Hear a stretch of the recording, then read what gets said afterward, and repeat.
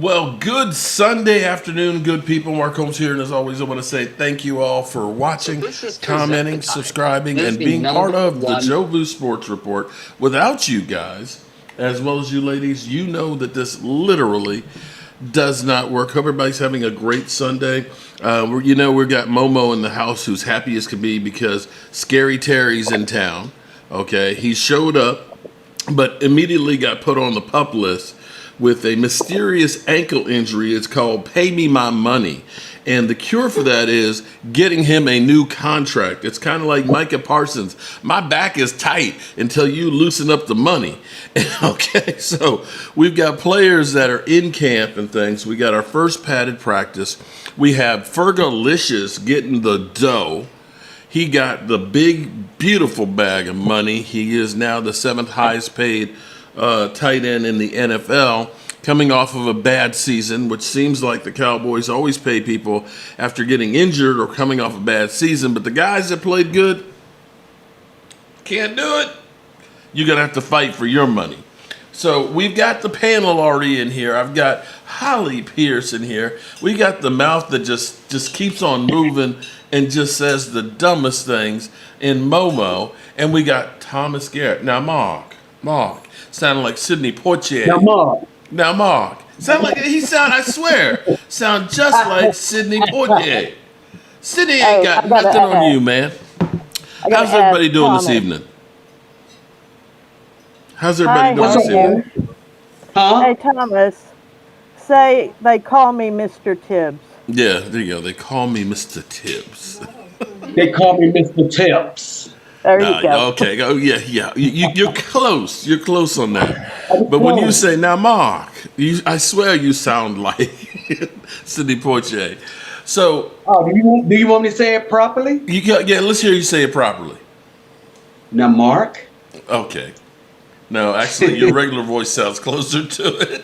Okay. Now, I want to get everybody's take on what happened with Ferguson getting his deal and with Micah Parsons literally just hanging out with Diggs. How you guys feel about it? Do you think that this is just the beginning of getting contracts done, or was this a message sent out to Micah Parsons? Well,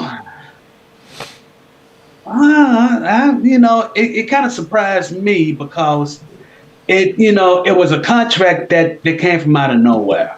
Yeah. And I kind of thought about it, and I kind of said to myself, I said, all right, if he gonna sign Fergie, Michael should be getting signed, somewhere short. Mm-hmm. That's all I can. I think they're gonna sign Bland to a new contract. That's what I believe. Well, if you go by the pattern, and sorry, my bandwidth is low. Dirty Sanchez, Momo should come on with a translation book. I may end up. My bandwidth is not great here at the hotel, so if it does shoot down, we'll pop back on. If you're saying that Ferguson coming off of a bad year and after having one really good year, then and that's the Cowboys' MO, then you would definitely say that they would lock down Bland. But I'm actually going to say that getting Ferguson done right now was actually a good move as far as the future. When you saw Sauce Gardner and Garrett Wilson getting paid after their third years, it seems like a lot of money for them now, but you're basically still having, a year or 2 years, depending on if they were a first, second round pick.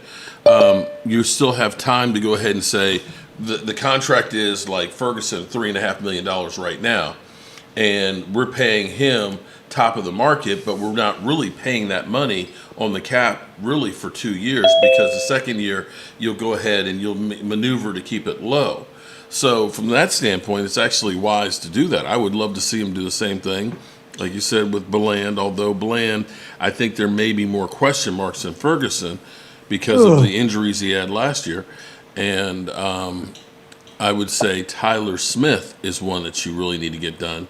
When you see that, I can't remember his name right now, just got a $28.5 million contract.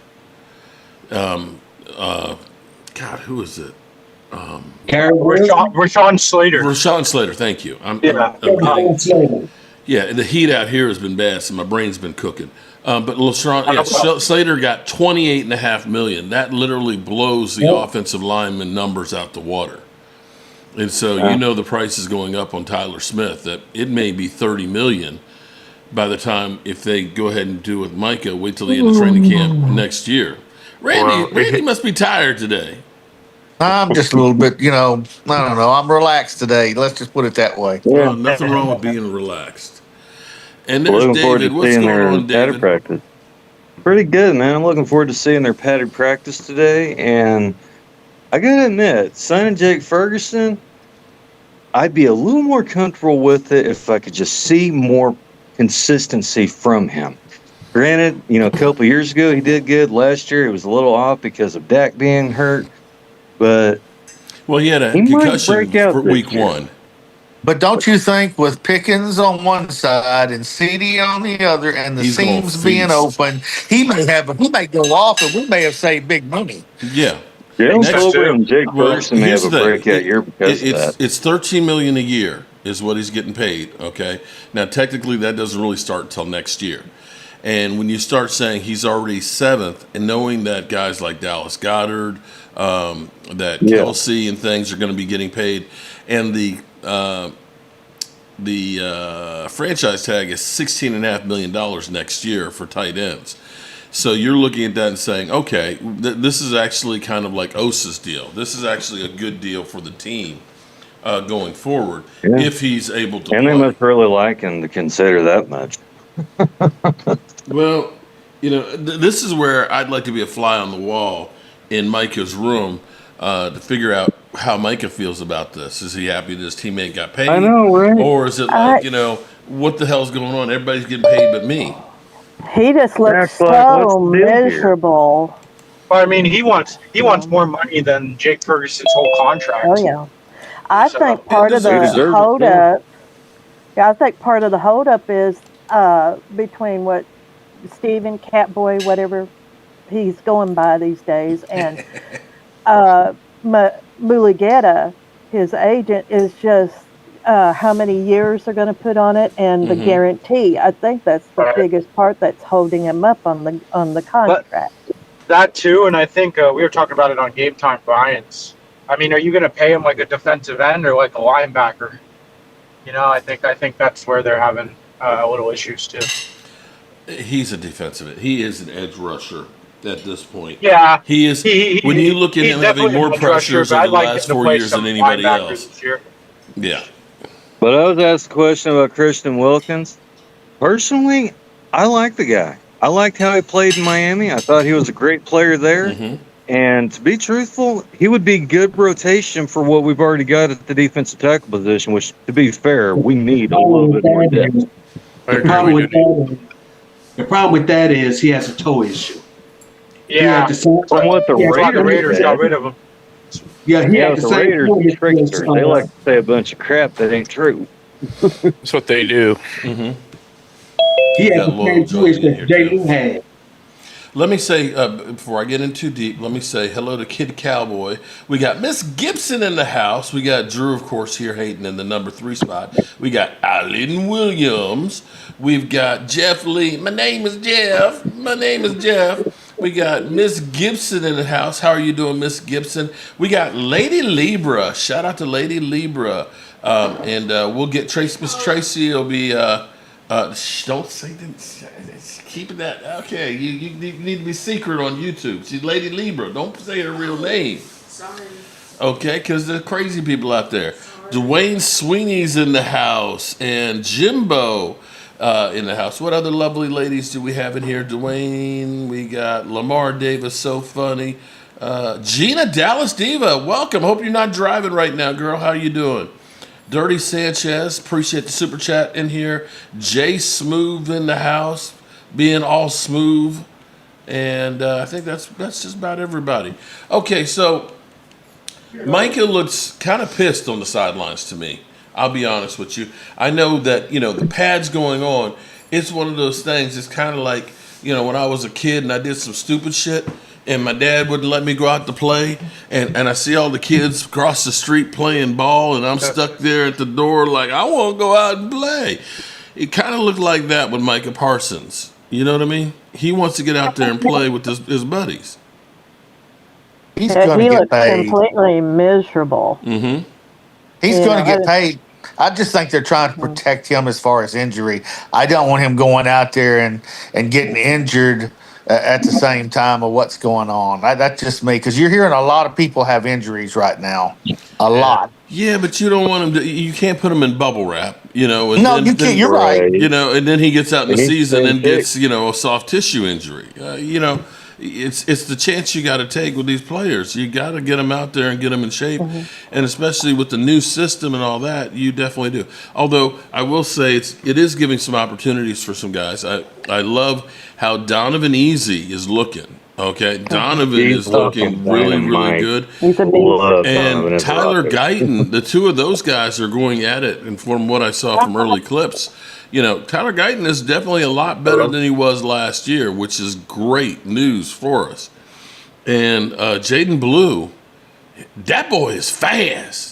I mean, he's fast. He's taking He snaps got with the ones. Underrated. And I like Underrated. that they could use him not as a receiver too. He can Yeah. Did you catch see the catch he made catch short yesterday out of the passes. So backfield? I like that aspect of him. So it's not just run all the time. So Oh yeah. Well, he's like He Tony. did. See, the thing is Tony. That was exactly Tony Pollard. Tony Pollard's season, the year before, the last year Zeke was here before he went to New England. You saw him with like 5.8 yards of carry and things, but he was better getting him the ball in open space and being able to make those moves. When they tried to make him a between the tackles runner to make up for Zeke, it destroyed him. He It did didn't not work like for him. running in the middle. And see, that's where I look at Jaden Blue with that speed and his, you know, he's not a real big guy. You want him to be outside. You want him to be that third down running back. Now, we'll see who ends up being the main load on first and second downs carrying between the tackles. But, you know, I'm wondering if we're getting too hyped up about what we're seeing in practice of Cowboys going against Cowboys and we're actually getting fooled, or is the hype actually real? We'll see. yeah, I mean the We'll defense see. looked from what I could see out there. The defense looked like they were holding their own out there. They were holding their own for sure. Man, them edges. I was telling the buddy of mine. I told him, I said, man, our edges are some killers. They're Oh. solid. That's the K word. But man, Sam Williams looked like he met his presence known too. He is. Yeah. And you talk about somebody Yeah, who, the edges are some killers. Jets pass rush is you know, phenomenal. a funny thing Loving it. is, as I've gotten older, I've learned to appreciate things more, you know, because I recognize I've got more True road that. behind me than I do in front of me and stuff. And things that I would have taken Yeah. for granted when I was younger, I don't right now. And I think Sam Williams, that him being injured last year, was kind of an awakening. So that's why he appreciates and recognizes how fragile it is. And I think that same thing happened with Micah Parsons last year. The first part of the season, after, you know, having everything was so easy for him, he never had any problems, didn't have any injuries and stuff.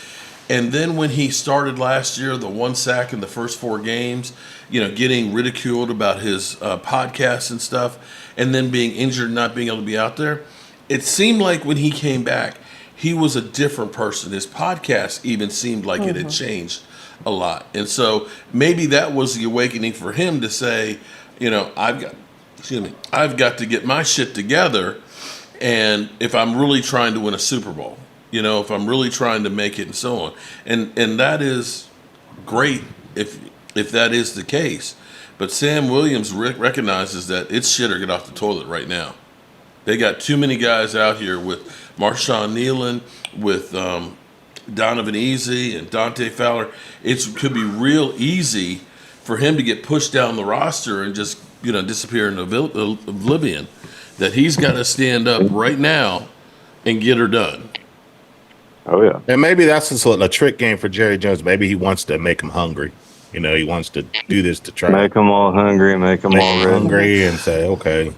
And I think hear what you're Shoddy's saying. been doing a fantastic job. Of, I agree. I Oh, think yeah. Shotty's doing an excellent job. He's He's doing exceeding a good right job, now. man. Right now, I mean, I was one of the Yeah. ones that was pissed off when we signed him, but the more I hear him talk and the way I see him engage with the players and stuff like that, it's like, man, this guy. The energy is so different than Yes. when Robot And the good McCarthy was thing is out that there. Shotty was able to pick his own Thank you. coaching staff, which I thought was important.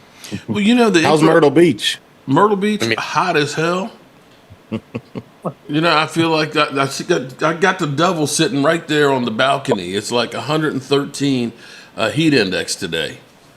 It's 115 here, Hey, y'all Mom. need to go. I got a friend that works at the Skyway. Y'all, And we spent more time in the room actually doing, work and stuff. I got the application done for the historic application for the red brick house, and she's working on designs for some great, I'm talking incredible T-shirts and stuff. And And my things. background messed up, Mom.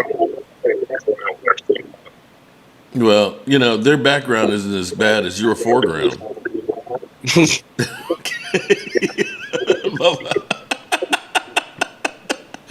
Okay. All right. Chris May, what's going on, man? How are you doing? Hanging in there, Mark. But no, Myrtle Beach, it's great. I mean, like you said, we've got it's like a condo that's here. So I've made some pork chops with mushroom gravy for dinner before the show and things. And Rico every year, Mom. there's a good restaurant over there called Rib Breakfast. Ties. You got to check out. Check Been it there and done that. Okay. Oh, have you? Okay. That So I sounds go good, by there the every way. year for my Yeah. anniversary, Mark. Every year. Man, I Oh, want do to go there every year Okay. for anniversary. I'll be real with you. Me and my wife came here for our anniversary in January, and I think we liked it better because there wasn't all the crowds, and it wasn't so hot on the beach. But see, that's what happens when you get old. Alicia D in the house. What's going on? How are you doing? Welcome. And did I miss another one of the ladies? Kiwana Young Gibson. Truth. Let's see. Miss Gibson. Alicia D. Shout out to Alicia D. I don't have the ladies' night on my on this. No. Nope. Nope. Don't have it on this. I got my mini mixer here as opposed to my regular one. But definitely, Schottenheimer. I think the difference is when you've seen guys like Bones Fossil, when you see guys like Mike Zimmer, when you see guys like Mike McCarthy, no disrespect to the old guys, but they were all old guys. And so now you see the coaching staff are younger guys that can relate to the players. You see them excited and coming up with new different games and stuff. Eagle fans are laughing about, the Cowboys had the brooms and everything else that they were doing the other days. But they're trying to excite the players, get the energy and stuff on it, lighten the mood and have fun and get the work done. I love it. I think it's great. I think the players are definitely more excited than they were last year with Mike McCarthy. And they can run up and down the field with it. Mike McCarthy couldn't do that. No, they couldn't. No, he certainly couldn't. No, I remember, being at training camp and, Mike McCarthy's coming out to Porta-John half the time. And kind of pulling the pants up and everything else and stuff. But definitely a different energy. I wish I was actually there this year as opposed to last year. Last year was literally like being at a funeral. Jerry Jones seems to be the lightning rod where maybe Jerry Jones is taking the stance where I'm going to be the bad guy to try and coalesce the team because you've seen everybody kind of standing behind Micah Parsons, CeeDee Lamb kind of saying, I don't know if you want to go against Jerry, but, I'm with you, dog. And you've seen Dak Prescott as well as everybody else that are all kind of standing together. And maybe, just maybe that's what they need is they do need Jerry Jones to be the villain. You see, Charles Haley was there giving a speech. He was wishing Charlotte Jones a happy birthday and all that. And Yeah, basically saying she's hot. He was working with Yeah, I see he was that. working with EZ in Charles Haley. Yeah. Oh, was he? Mhm. Okay. Yeah. Yeah, but did you see what the crowd was saying? The crowd Yeah. was saying, Hey, Mike. Hey, Mike. Hey, Micah. That's it. But here's what now Charles is my boy. Okay, now when I asked Charles about stuff that happened at JMU, he's like, I don't remember, man. I don't remember anything. I don't think he remembers saying that Jerry Jones built a house for losers, because he said, Jerry Jones cares about winning. Now wait a minute, which is it? He built a house for losers, or he cares about winning? Well, I don't think. he built the house for winners, but there's a lot of losers in there. So I guess. Yeah, but Mark, here's my take on the house of Oh, here we winners. go. If you a Momo's house, take. if you are, Here we go. if you like to win, you will better equip your football team to win. He doesn't. Yes.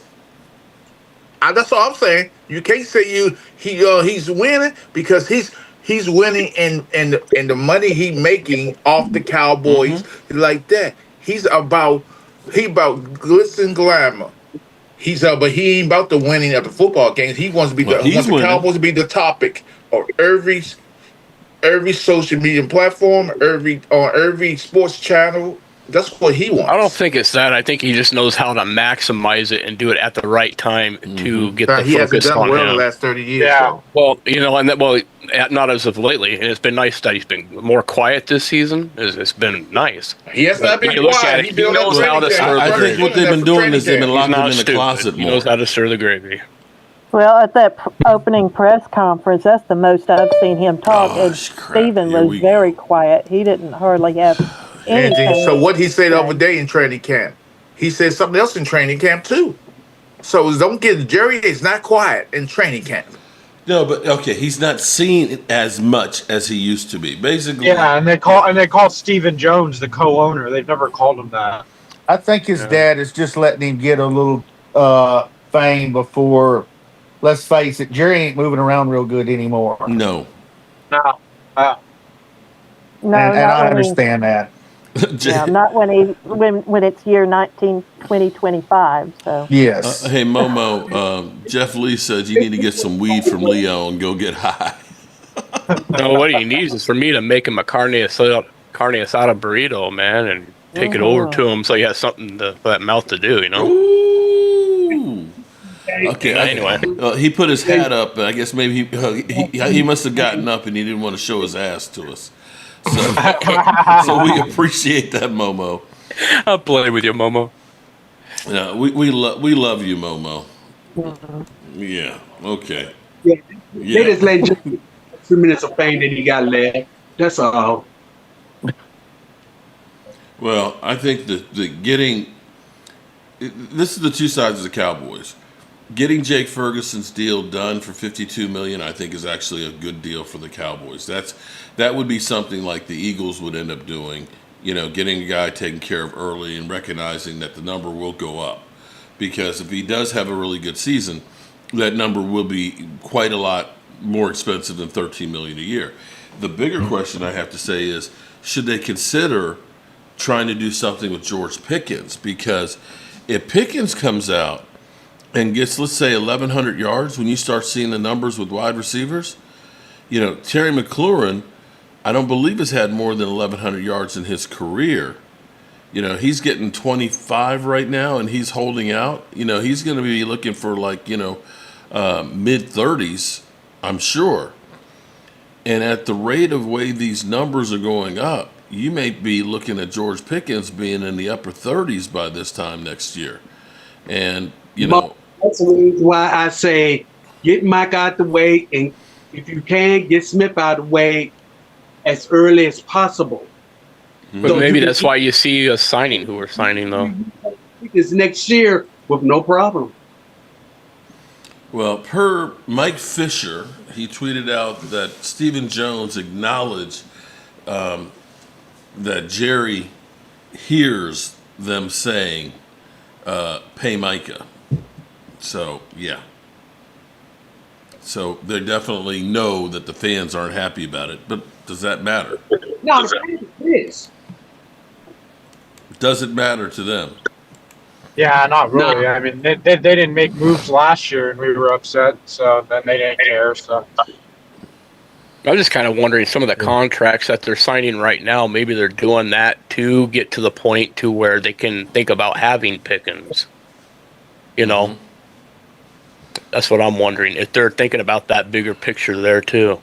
Well, you also have to look. Pickens we can franchise him 2 years, so he's not going to go nowhere for free.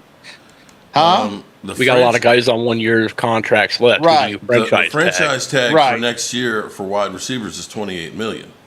Yeah. And that's a hard number.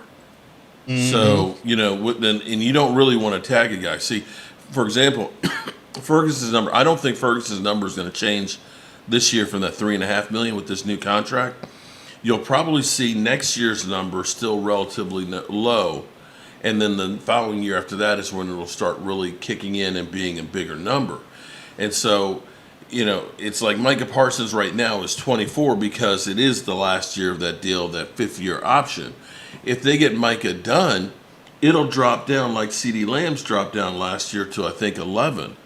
So you got to understand, we can actually get more cap space by getting Micah Parsons done now. And then we'll have the trigger next year to be able to flip like they did with Dak and CD. All right. So it doesn't make any sense not to.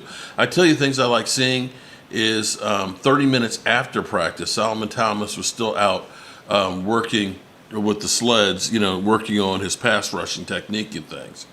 That's what you want to see, is these guys are hungry and want to turn around. It may end up being, and this is where my wife is over here working on shirts, and I'm bringing back the black sheep. Because you think about a lot of the guys that they brought in, George Pickens being basically saying, he's a locker room cancer. A lot of these guys like Elam and things that have been first-round picks that didn't live up to expectations, that bringing all these guys here that were kind of like black sheep. And maybe putting them together is getting these guys hungry and recognizing I am on the biggest platform stage, that whether I get paid here, I'll get paid somewhere if I perform here. And these guys are chomping at the bits to really do something. Is that a crazy idea? No, I don't think so. And that's why I like that they brought in these guys that haven't worked out in the first round. There's a lot of them on the team now that have 1-year deals, and it's going to work out good, I think, with the coaching staff that we have. Yeah, and with Marty's attitude, Shotty's attitude, I don't know why I keep doing that. With his attitude and what I've seen and the way he talks, man, it's got me excited for that very reason, Me too. Me too, Chris. I don't know about you guys, but I'm ready for some hitting. Well, why we have to wait any longer? We got some hitting the first 2 days, right? I like that. The fights. Yeah. Who with that? Well, something else that's interesting too here. Now, when I heard that Mozzie, they wanted him to lose weight, and they were saying that he's going to be playing 1 and 3 techniques, both. They didn't do that with Jay Tola. Jay Tola, who's still every bit the 342 pounds, he has been taking on double teams almost every single practice. And he has been looking really good. Now, typically, defensive linemen out the box aren't really great. It usually takes time to get there. But right now, he might be a lot better than we think. He was a good one tech in college. I like him. Jay Tola was a beast at UCLA. I saw him. I saw him play a few games at UCLA last year. He was a beast. Okay, now this is some more good news here. So Savon Ravel went through some individual work on the opposite field during the team practice today. Not doing work with the trainers, so he's getting close. Morgan Brock, welcome. Shout out, we got a new channel member. Ding, ding, ding, ding, ding, ding, ding, ding, ding. Morgan Brothers Rock, appreciate you being a channel member. Email me at cowboysmark94gmail with your address so we can get you your shot glass as well as your squeeze football, because the Cowboys will stress you out. You need to squeeze that football, and they definitely will make you drink. I'm trying to understand something. I'm kind of worried right now. I'm actually really concerned because I think Leo has been in the chat for about 15 minutes and hasn't said anything. that something must be wrong with poor Leo. Cat must have got his tongue, or his wife done put a foot in his ass. Something is wrong with Leo. Leo, quiet, never. Leo is right now. My concerns have nothing to do with the Dallas Cowboys and everything to do with just health of the Philadelphia Eagles while in training camp, which I'm sure you guys are concerned with too. That being said, I was on Game Time's channel earlier, Mm-hmm. and I had asked everyone, and I'm interested to hear what your answer is, Mark and Derek, is that with everything that is happening, hey Logan, with everything that is happening, particularly with the way this whole impasse with Micah and contract talks and all this stuff, is this this dysfunction, is this the norm for you guys now? Is this the way it's always going to be? And with that being said, how can you be how can you get excited when you still got things like this happening? Here's what we know. You guys are hold it. okay. When have they not paid one of their stars? I'm not even talking about not paying them. The fact that this happening. We're not the only one that's got that situation. You got Scary Terry, who showed up but immediately got put on the PUP list because he's got a hurt ankle. Mm-hmm. It's called pay-me-itis. Okay, it's what the last person I remember having that problem was DeMarco Murray. That's the last person I could think of that wanted a contract and didn't get it. Well, they knew that. It makes me think about what did Dexter Lawrence say? Is there some truth into that? When he, The reality was with DeMarco Murray, they knew they weren't going to pay him. That's why they ran his ass in the ground. They're like, we're going to get every cent out of him, and we're not going to give him an extension. And quite frankly, that should have been the case with Zeke Elliott. Well, DeMarco Murray had one good year. Yeah, that was it. And he asked for all this money. I mean, Micah Parsons has been consistently good. Zeke, well, until he got paid, he was doing consistently good. And Des Bryant, all those guys were consistent. But DeMarco Murray had one good year. Yeah. That was it. Mark, I have another question for you. Uh-oh. Do you ever go back and look at the lies and the videos that you have done? Lies? Live. I L-I-V-E. thought you said lies I've done in videos. I'm like, live. Okay. I may have gotten it wrong, but I didn't come out and lie. No. But do you actually go back and look at what the conversation? And that's why I'm asking. Do you ever go back and look at what the conversation was at this time a year ago? This time last year. I can tell you what the conversation was. This time last year was we were mad. We were mad. Yeah, that was part of it. And I was at training camp, and you knew that we would need to have everything go perfect to have a decent season. We knew that because we had let go 9 starters and didn't replace any of them, that the chances are it's not going to be a good season. You were hopeful that things were going to be different. I looked at it and said, okay, if Tyler Guyton can come out and play decent, okay. If Mozzie Smith can be like Aaron Donald, okay, we're all right. But we had so many injuries before we even got to the season, with Brandon Cooks having CD holding out. You kind of knew that season's just not going to be really good. And typically, even the years before, we looked at it and said, we really didn't do anything to try and make ourselves better. And you didn't really necessarily have expectations of thinking that they would go 12-5. This year, I will say, from comparison to last year, it's night and day difference.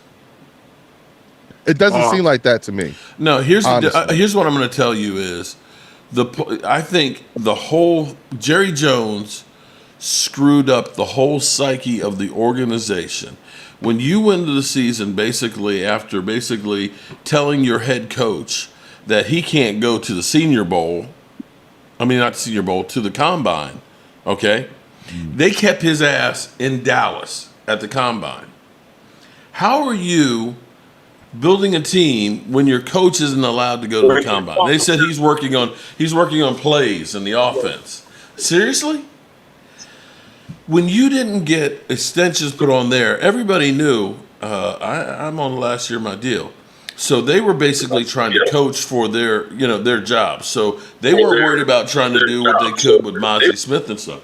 And when you ended up losing 9 starters, guys are looking around like, who's this guy next to me? And you literally were going through and signing guys who hadn't been on an NFL roster for a year or two, USFL guys, and guys that nobody else wanted. You're looking and saying, how are we going to win and compete with other teams with a guy who last played 2 years ago and has got 50 tackles in his career? So you had all of that going on. You had Dak in a soft cast on the boat ride and everything else. You ended up having CeeDee Lamb not being at camp and being, the distraction everybody thought about.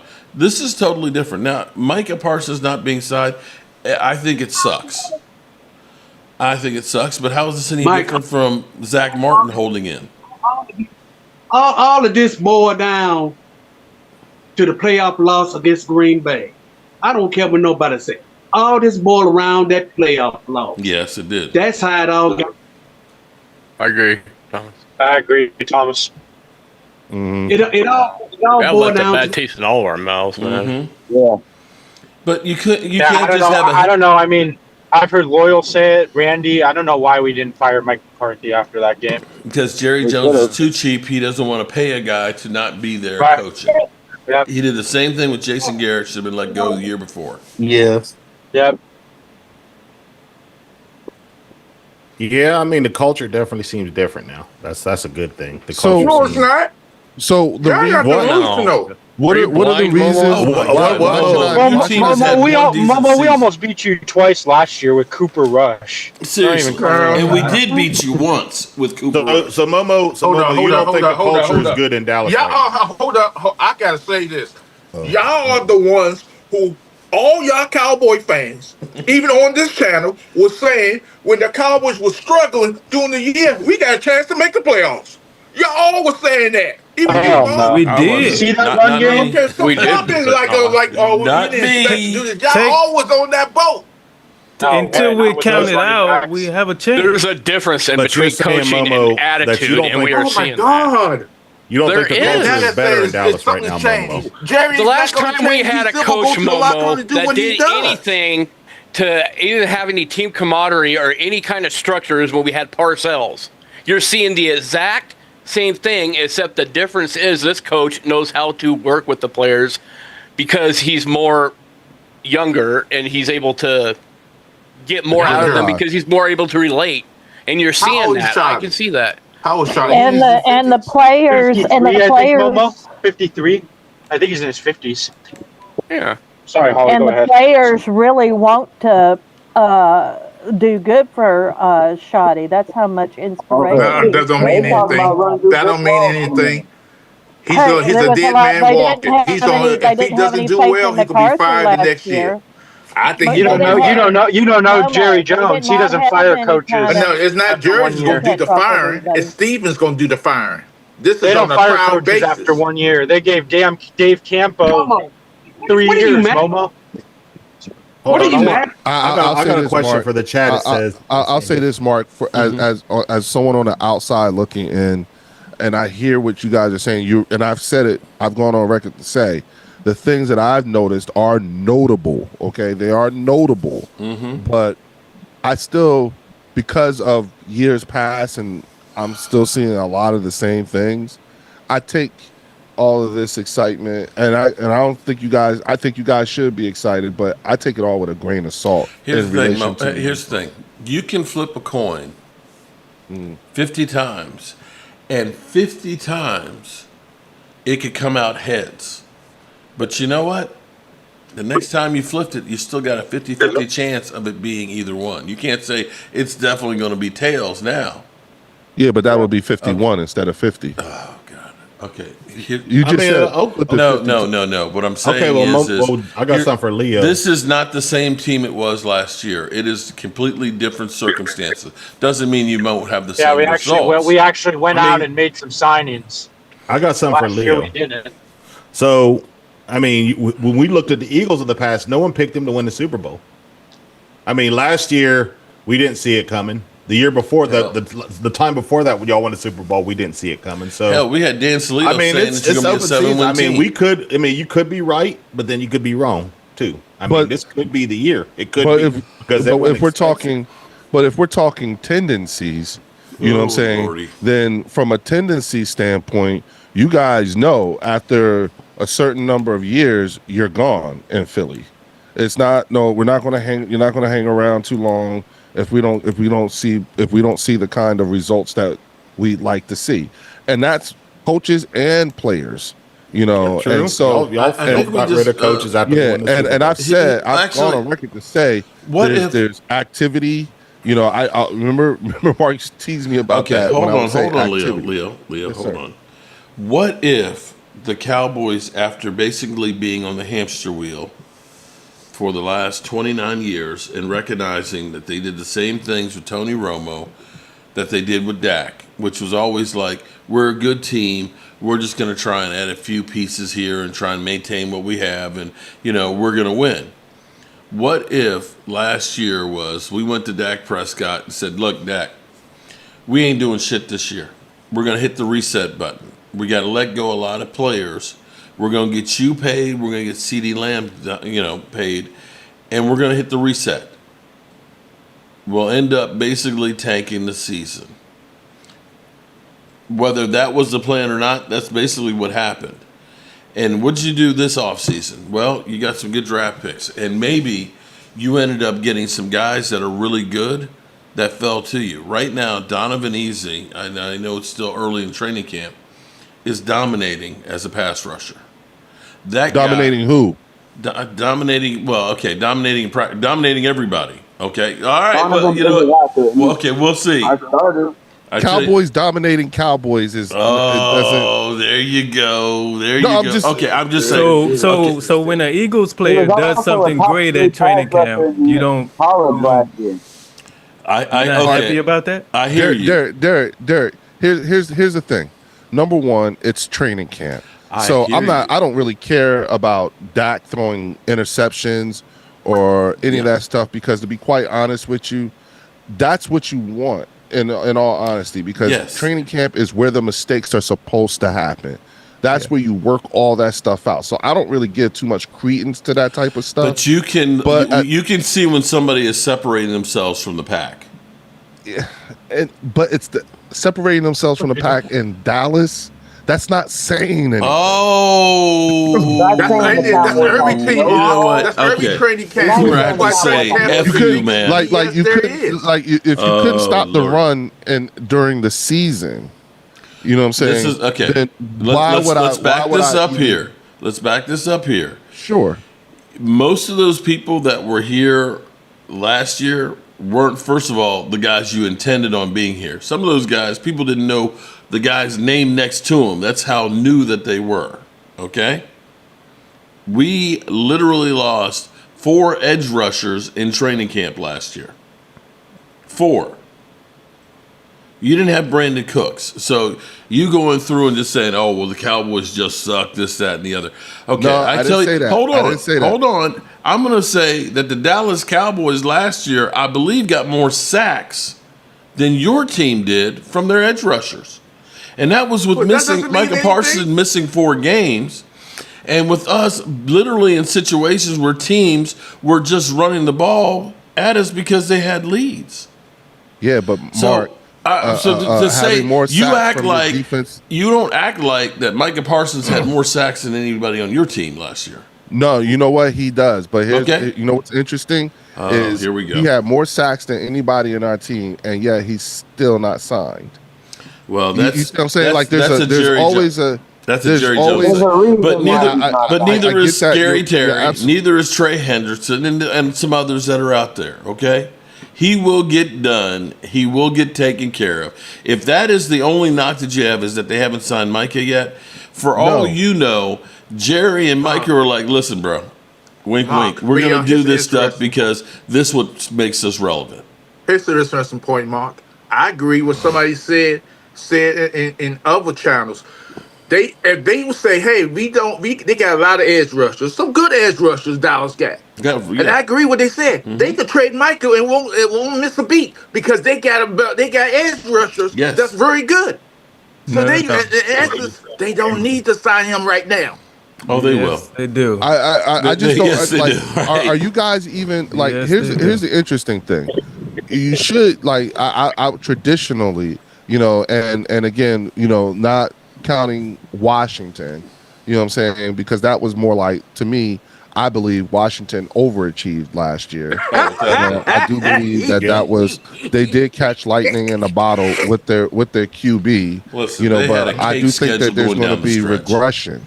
At the same time, traditionally, when you have an organization who's gone through the kind of changes such as the ones that Dallas has had, there's going to be a bit of a regression. But what amplifies it is when your front office, and your higher ups are doing the things that are saying and doing the things that they're doing, which is, okay, from a football side, things look different.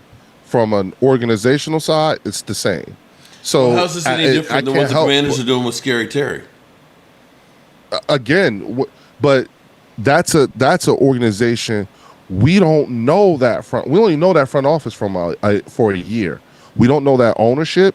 We don't know that GM. We don't. You only know the coach. Exactly. We don't really know. To me, that's scarier. To me, that's scarier because you don't know. We know by what Dallas does. Yes, it might take a long time to get their stars signed, but they sign them. Yeah. So you don't know what's going on with Washington. You don't know if that organization will sign their players. Why would Terry be in camp then? Why would Terry be in camp today? Jerry's always in camp. Yeah, but I'm just saying. He was in camp with Zeke, too. All I'm saying is this, Leo. Yeah. I mean, I've been a Cowboys fan for a long time, and I haven't seen this type of energy in practice. I mean, we don't know what the outcome's going to be. But I haven't seen this type of energy in practice since Bill Parcells. And Momo, what is y'all talking about? Momo, the reason Terry right, but I'm just saying I didn't feel that kind of energy. Is all I'm saying. Right, but again, it's the energy of competition, the energy to want to succeed, the energy to want to knock a mofo out. And Momo, if you don't have that mentality, go ahead. I'll let you go ahead. I'm so sorry. Momo, reason Terry is probably there is for the same reason Micah is for his teammates. It's not, holding in. It's not for anybody else, but probably for his teammates. Oh, yes, of course. I agree 100%. So, yeah, and that's all I was trying to say, but it's kind of hard to say anything. It's hard to get in when you got Momo and homeboy on the line. But no, y'all asked us why do we feel different? Why are we more excited about this year? And we tell you why, and then y'all say it don't mean nothing. No, it means something. You're right. I'm not saying it doesn't mean anything. But don't sit here and tell me that watching training camp and watching some guys tackle the same teammates think that's going to be different in the game style. They tackling each other. Hey man. Okay. So those players on right now probably feel disrespected about how everybody's been talking about them. Well, no, they don't. No, I'm pretty sure. Because everybody just talks smack all day. The talking heads do it all day. Oh, this issue with Dallas. Oh, this person's going to Dallas. They get all our hopes up for nothing, and no one says anything. Yeah. I don't know. I don't know if y'all seen Tyler Smith get interviewed, and when they ask him about the Super Bowl, he says, "What do you think? We can't win the Super Bowl?" Mm-hmm. I mean, there comes a point in time when you got to be a man and stand up and do your thing, and that's where we're at right now. So we gonna say they all Hall of Famers now? I didn't say that, and I never heard the practice of a Hall of Fame. We don't know. Beat y'all though. We're gonna beat the Commanders. When is it? We're thinking Hall of Fame when we're excited about our team. And no, that's not what I'm saying. I'm saying y'all excited over somebody throwing touchdowns or catching passes. I don't put there's no way in the world that y'all guys. I am. I like the energy. Every team does this. I don't know, Momo. It's every team that gets excited over practice. All I'm saying is this, Momo. Which doesn't mean anything. Momo, all I'm saying is this, and Mark will vouch for this. He was at last year's practice. It was like going to a funeral. Waste of money, by the way. Go ahead. This year feels a little bit different. That's all I'm saying. I don't know what the outcome's going to be, but that's all I'm saying. Momo, are you upset that I'm excited. McDaniels threw 3 interceptions? I don't care about those interceptions. Do you realize that? I don't care. He could have threw 2 million interceptions in a practice session, and I wouldn't care. Football. Momo, I'll tell we you just what we're heard you. excited Don't about. care. As a Cowboy fan, you know what I'm excited about? What's We that? have a new coach. We have a new strategy. We're seeing things that we haven't seen. They're getting freaking people involved that wasn't involved. We're changing our offense. Hey, you got to be excited about something. We're one of the youngest teams in the NFL, As whereas opposed to the the Commanders. Commanders are the oldest team in the NFL, and they better do it quicker. It's going to be over with Oh, quick. Y'all need some walkers I'm gonna out there for your say this, players. Randy. Let me Yeah. say this real quick, Randy, and I'm gonna say Walkers and this as chaperones. clear as I possibly can. Training camp. After training camp, there's gonna be people gonna be let go. So there's gonna be chances of you gonna get a lot of young players, some cornerbacks, some maybe a offensive lineman, maybe some defensive ends, defensive linemen, or whatever. Yeah. So that's what happens when people get let go. You fill the gap in. You That's know, what it's Right. like that. Training camp is not about it's about conditioning and getting your Right. legs underneath you. It's not about, hey, he's the best player. Don't like that because the best players don't really play hard because they going through the veterans going through the motions. It's there to show your young talent. You know It's what, about though, the young Momo? talent. That's what it's I about. took martial arts growing up, and you do a thing called kata, which is actually I the know, same I'm thing of familiar with that. practice. Now, when you breathe, and it's pretty much the same thing they do. Now, when you get into the moment, when you're in the moment, and where you have to make a do or die play, everything slows down. If you're able to breathe and concentrate enough to focus your energy on what it needs to be, and to keep all that negative shit out, there you go. are all of you? Well, first and foremost, Mark, get my I point, just right? want to. Yep, Mark. I just want to say, please give our best to the missus, and please thank her for us for allowing you the time to sharing you with us today while you guys are on vacation. I hope you guys are having a blast, Maybe you're having a and let her know blast. we appreciate. That being said, the question for all of you is: Yes. Leo says, are you "Thank all for allowing us to optimistic, have this or are live you stream all on your cautiously optimistic? That's what I'm really curious to know. I'm all in until the Cowboys are eliminated. Look, this is my team. I am a Cowboy fan. I'm going to be all in. So last year, towards the end of the year, when we had that little bit No, of you were chance to so make the excited. playoffs. Yes, I'm rooting for my team to make the playoffs. Who starts the season and says my team gonna be bad? I can't predict, James. Listen. How do you anticipate? How do you Sometimes you can't gotta wait for be fair. football You gotta season be, and you say gotta look my at yourself team and is say gonna this suck team this is year? bad. It's not like that. I'm quite sure. When I'm not gonna do My that. Washington team, they was those years before Dan Snyder was there. Momo, They was bad teams. I Momo, you knew they said was your bad team gonna win teams. the division with 11 wins. Yes, Well, we I'm gonna the win the crazy game one. 11 games. But I'm So the crazy one. are all Can of I you answer Momo's anticipating? Are question? you all Well, anticipating having I'm the same I'm kind gonna of let people success go. that I'm gonna let people. Washington had? Well, Leo, Yeah, I'm like I said, I've been a Cowboys fan for a long time, and like I said before, I haven't seen this type of energy Oh man. since Bill Parcells. So yes, I'm optimistic. Now I'm not going to sit here and be the ones to say, "Oh, we're going to beat everybody down. We're going to go to the Super Bowl." No, I'm not going to say That's that because exactly that's what not you who I said. am. I'm with you, Loyal. Oh, when am I saying that, Momo? I didn't say 100%, that. man. No, 100%. I just said what I'm saying. So I'm saying we're going to the Super Bowl because I'm feeling good about my team. Is what you're saying. So it's cautious optimism. Is it Yes, of optimism course. or cautious It's optimism? I'm optimistic. I from like what I last see. year to this year. It's night and day different, and I like what I see. You can actually look and say there's more talent on the field than there was last year. It's the talent on every football team, Mark. No, bro. I'm bro. optimistic that things will When we were change. sitting here looking at practice, not the game, because I was in training camp. Okay, we didn't have, as we're talking about Micah Parsons, we didn't see CeeDee Lamb and OTAs and minicamp or anything else, right? He was not there. Contract, yep. We had Brandon Cooks, who had a mysterious knee injury and was not practicing. So as far as wide receivers, we were looking at Jalen Tolbert, Jalen Brooks, Ryan Fenoy. Okay, now you know what I'm looking at right now? I'm looking at CeeDee Lamb looking like he is in midseason form and George Pickens feasting. So you can't tell me I can't feel better about what I see with those two guys right there. You should feel. You Oh, feel yeah, how you last want to year feel. Okay, was horrible. I'm looking at a rookie who seemingly is looking really, really good in What Donovan rookie you EZ. talking about? What rookie? Donovan He was a top EZ. 3 A tackle. guy All who's of coming them. off 15 and a half sacks last year in college.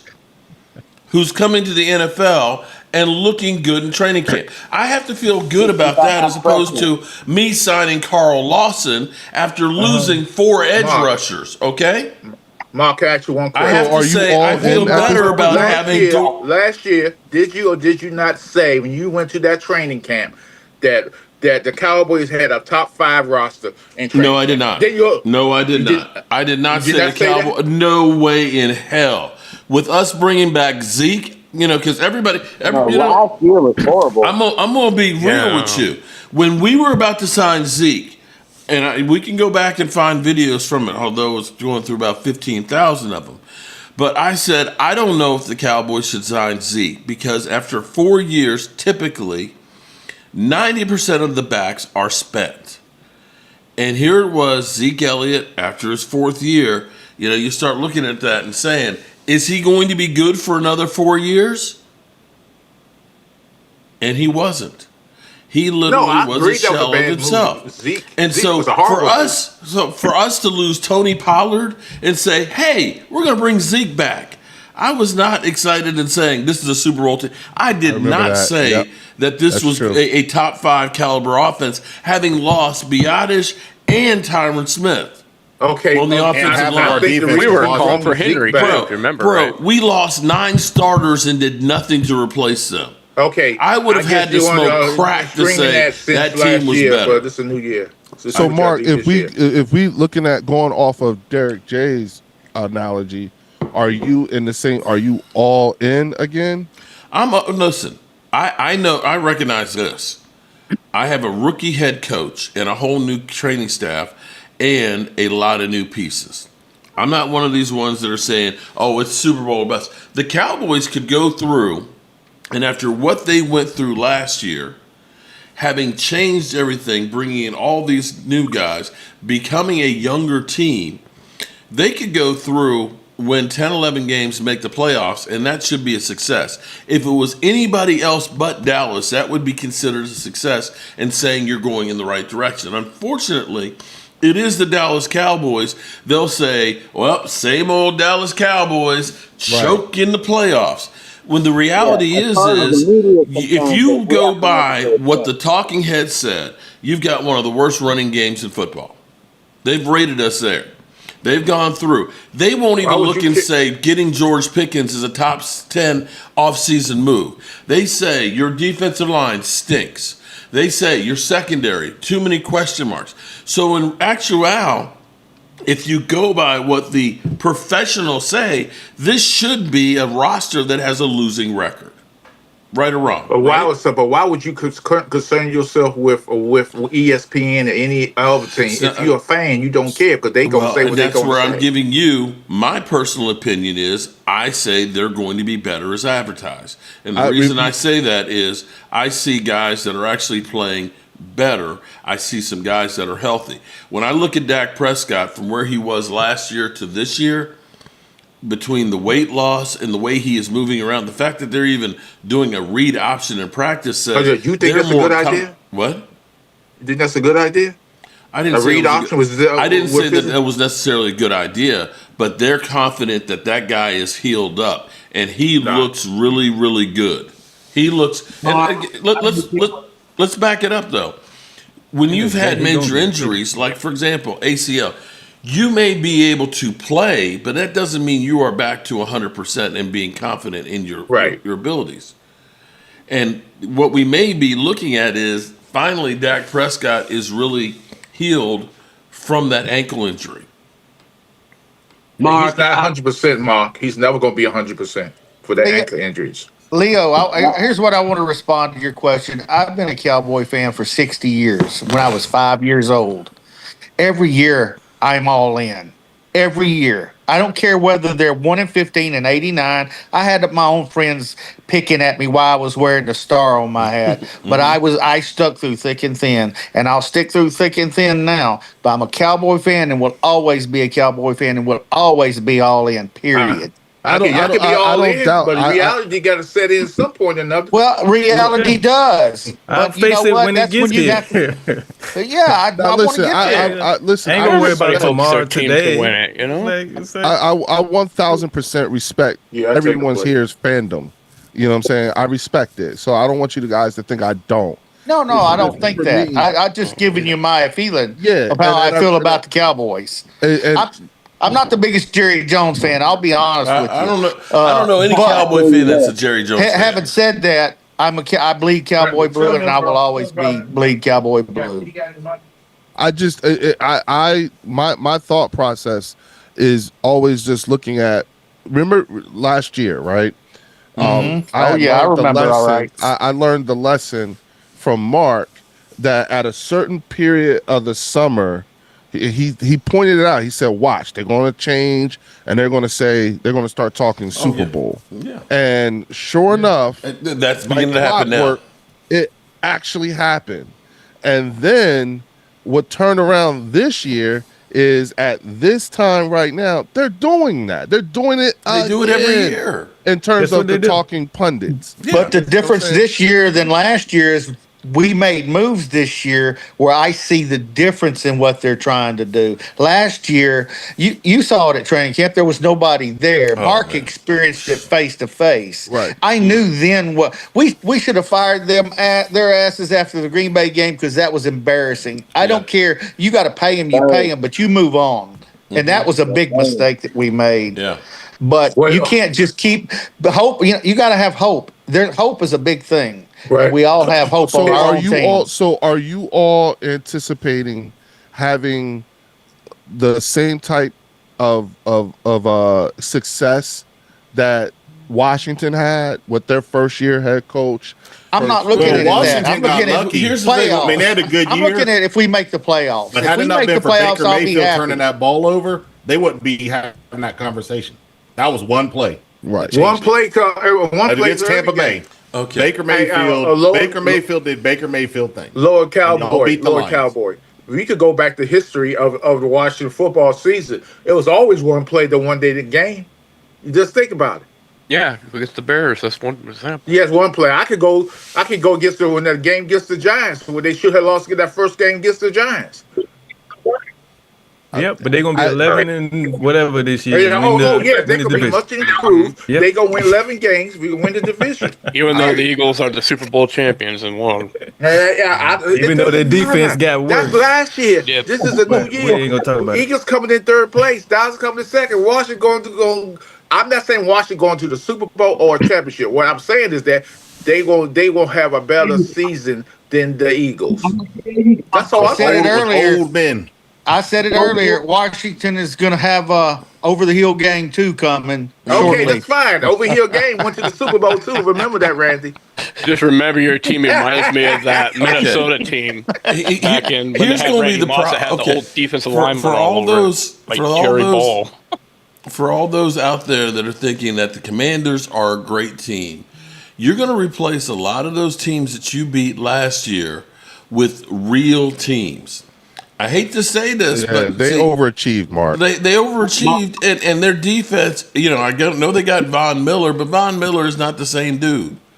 That's I think when you start talking Von Miller about gonna have guys that you're going to get rid of, Zach Ertz. I think you'll. That's another over the hill. I think Von Miller gonna have at least 5 to 7 sacks. Momo, Not much, but but you're also changing your mind like we do. Last time I heard you say Von Miller was a terrible he's still a terrible pick. I don't believe that Von Miller. I don't want him like, but I know he's going to get at least 5 to 7 sacks. Hey, baby. He sucks, but he's I getting don't 5 want him on my sacks. team. Get him, I really Hallie. don't. Get him, Hallie. Yeah. You see how it Again, changed? I call him Mikey. This is how I call him Mikey, and now he he's likes just so it. He happy likes now. it. Yeah. Like Listen, you don't like anything. it to me again. It's not. I get for you guys is exciting. I guess just outside the bubble, okay, which is where I am. I'm just like, okay, there again, notable off-season moves, coaching staff, players, the whole 9 yards. But then it gets, to me, it always gets taken back when you add in Jerry and Stephen Jones, because it's like for every good piece of work that you guys have done, then you give Jerry Okay. that Yeah, that, can, that okay. microphone and you take Now, a here's step what back. I'll say on that one. Here's what I'll say. The difference on it from last year, after the Green Bay game, we let go 9 starters. 9 starters. And we're talking about Tyron Smith. Not that Tyron Smith didn't need to go. He did. Biotish, we ended up letting go Tony Pollard, who was our best running back, although it was kind of a down year because you weren't using him the right way. You let go Dorrance Armstrong. You let go Dante Fowler. You let go of Stephon Gilmore. You ended up losing Vander Esch. You let go player after player after player. And Jerry Jones basically said, we're going to do more with less. You did nothing to replace them. And the results of last season with the magnitude of the injuries, yes, that hurt. However, you end up looking now and saying, yes, Jerry Jones typically gets in the way, but they haven't gotten in the way of doing things that help the team. Bringing back Osa Ndigizua is the opposite of what you did last year with Dorrance Armstrong and Dante Fowler. You re-signed him. And you went out and said, we're going to bring back Dante Fowler, who had 10.5 sacks. So Momo, who's excited about having Von Miller now. I'm not excited about Von Miller. What I'm saying is you lost a guy who had 10.5 sacks. If somebody else signed a guy that had 10.5 sacks last year, people would be talking about it saying, well, man, they got a guy who got 10.5 sacks last year. Nobody's talking about Dante Fowler, who probably will be a rotational player. Right. On our roster. Mark, let me be clear about Von hold Miller. on. Let me finish answering Leo's question. You then go out and say, okay, we have a problem with our number 2 wide receiver, and you go out and you get a deep threat wide receiver like George Pickens. That is a move that's typical for what the Eagles would do with going out and getting A.J. Brown. And if you do not recognize having a healthy CD Lamb in camp now with a healthy Dak Prescott and having George Pickens, who now seems to be completely rejuvenated and turning over a brand new leaf, and dare I say, maybe growing up. Because I can look at CD Lamb after the Green Bay game that he checked out and saying, I need to grow up, and seeing that guy actually mature and grow up. If you have a similar situation right there, if you do not think having CD Lamb and George Pickens together is not going to make that offense that much better, then you do not understand football. That opens up Jake Ferguson to have a monster year across there. That ends up helping a guy like Jalen Tolbert, who understands that they ain't going to think about me. They ain't thinking about me because they got to worry about CD and George Pickens, that he will end up being better. If you don't recognize that they have, yes, they're screwing around with Micah Parsons, but they've actually put pieces in place and actually getting more depth than they've had before. Are there holes? Are there question marks? Yes, there are. Completely. But at least you look at it and say, Cooper Beebe came out the box last year as a really good center.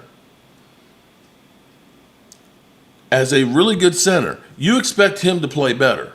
Tyler Guyton left you wanting. But from the amount of work that he's put in the offseason and recognizing that he was ass, he is actually thus far, and I know it's just going against Cowboys, is looking night and day different than he did last year where he was completely lost. So there's a lot of good on good. There's a lot of good on good. And you're seeing Donovan Easy going against Guyton, and the two of them really going at it and really trying to put in the work. You didn't have that last year. Guyton, they literally said with Tyler Guyton last year before training camp started, he's not going to be ready to start.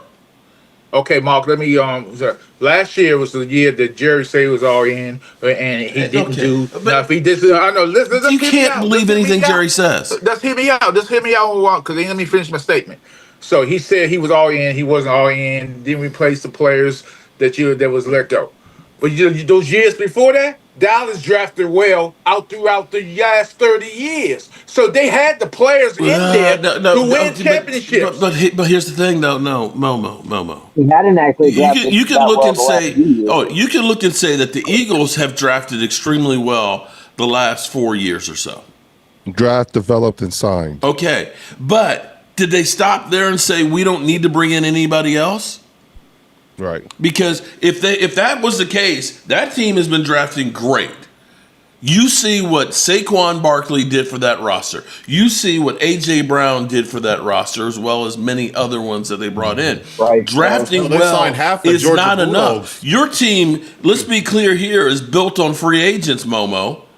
Oh, From absolutely. Dallas. Okay? And that's the problem is the Cowboys always say, we don't believe in free agents because you're paying great money for a good player, okay? And it's just saying that you screwed up in the draft. It's like, yeah, well, you did screw up in the draft, but you got to do something about it. But So, Mark, we all know this whole league is about free agency. yes. The whole So Then your tell Jerry argument Jones where you that. just said, well, the Cowboys drafted great, so they should win a Super Bowl. It doesn't work that way. Okay? I know it doesn't You work, have to, but I'm just saying now, they're great the talent. That's all here's I'm the saying. thing. If the Cowboys in those 12 and 15 seasons went out and said, let's get another wide receiver like teams like the Rams did and got Odell. Let's get a Von Miller who was more in their prime to add to the rotation. They topped off the good talent that they had to win. Even Tampa Bay, when Tom Brady came, they had a really good defense, and Jameis Winston had, don't yawn at me. Don't yawn at me there, bro. They had, even with Jameis Winston, 30 for 30. He had 30 TD passes and 30 interceptions. They had a basis of a good team. Bringing in Tom Brady and Gronk and some of the other Yes, players, I Ndamukong Suh, was what took that good team on to win a Super Bowl. The Cowboys look at it and say, we got a good team, so we're not going to do anything else. And that is the problem with the Cowboys. They've been so top-heavy with talent that when you lose a Tyron Smith, you go to a Chaz Green. And that has been the biggest problem with them is once you get past having the good players, the guys that are down low because these guys are taking all the money suck ass. Do you believe I'll say this, Mark. I Jerry think Jones? that Do you really believe that Jerry Jones wants to win? Or you just think he's just there to be on camera and had the glitz and glamour and make the Cowboys #1 franchise in the history of franchise? They I showed don't Jerry think he's Jones. in the business of winning. I think he's in business for himself and make himself look good and have all the attention on him. They showed Jerry Jones at the end of every loss, at the end of every win. You could look at him and he's tell pissed. those losses hurt. And you can look at him and tell how I think he's when they playing win. for the camera. But I don't here's believe the thing he too, really Leo. cares. Well, Momo, what you want me to base it off of? I mean, I don't I'm know just him in not his based on personal your life. actions. Your I'm just actions basing it speak off what I louder than see. words. Actions speak louder than words. Basing it off You what know I that. see. I'm gonna be. You asked me how I D feel. Moore, shout out to you. I You can are only one of base the- how I feel off of what I see from Jerry Jones. I'm gonna be more Actions speak identical louder what than I was words. saying. I'm wrong. Hey, loyal. You had I don't know. opportunities to get a lot of What's good going on? players. You didn't do it. So Actions here's what speak I'm. louder than words. So here's what I'm excited about too, Leo.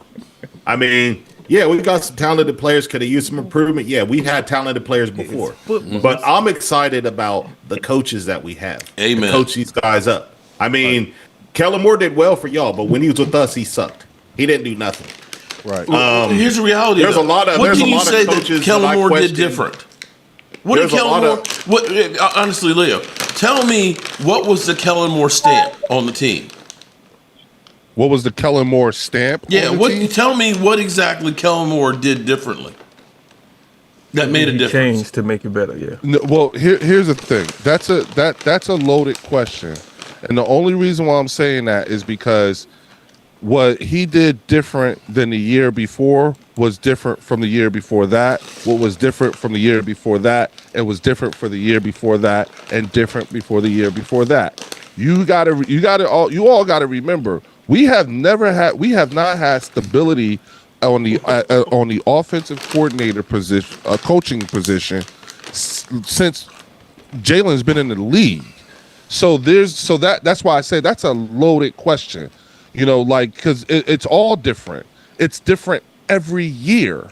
You know, and to be honest with you, name a quarterback who has had that kind of sustained success with that much turnover on offensive coordinators in the league. The only But, thing that here's we the have thing.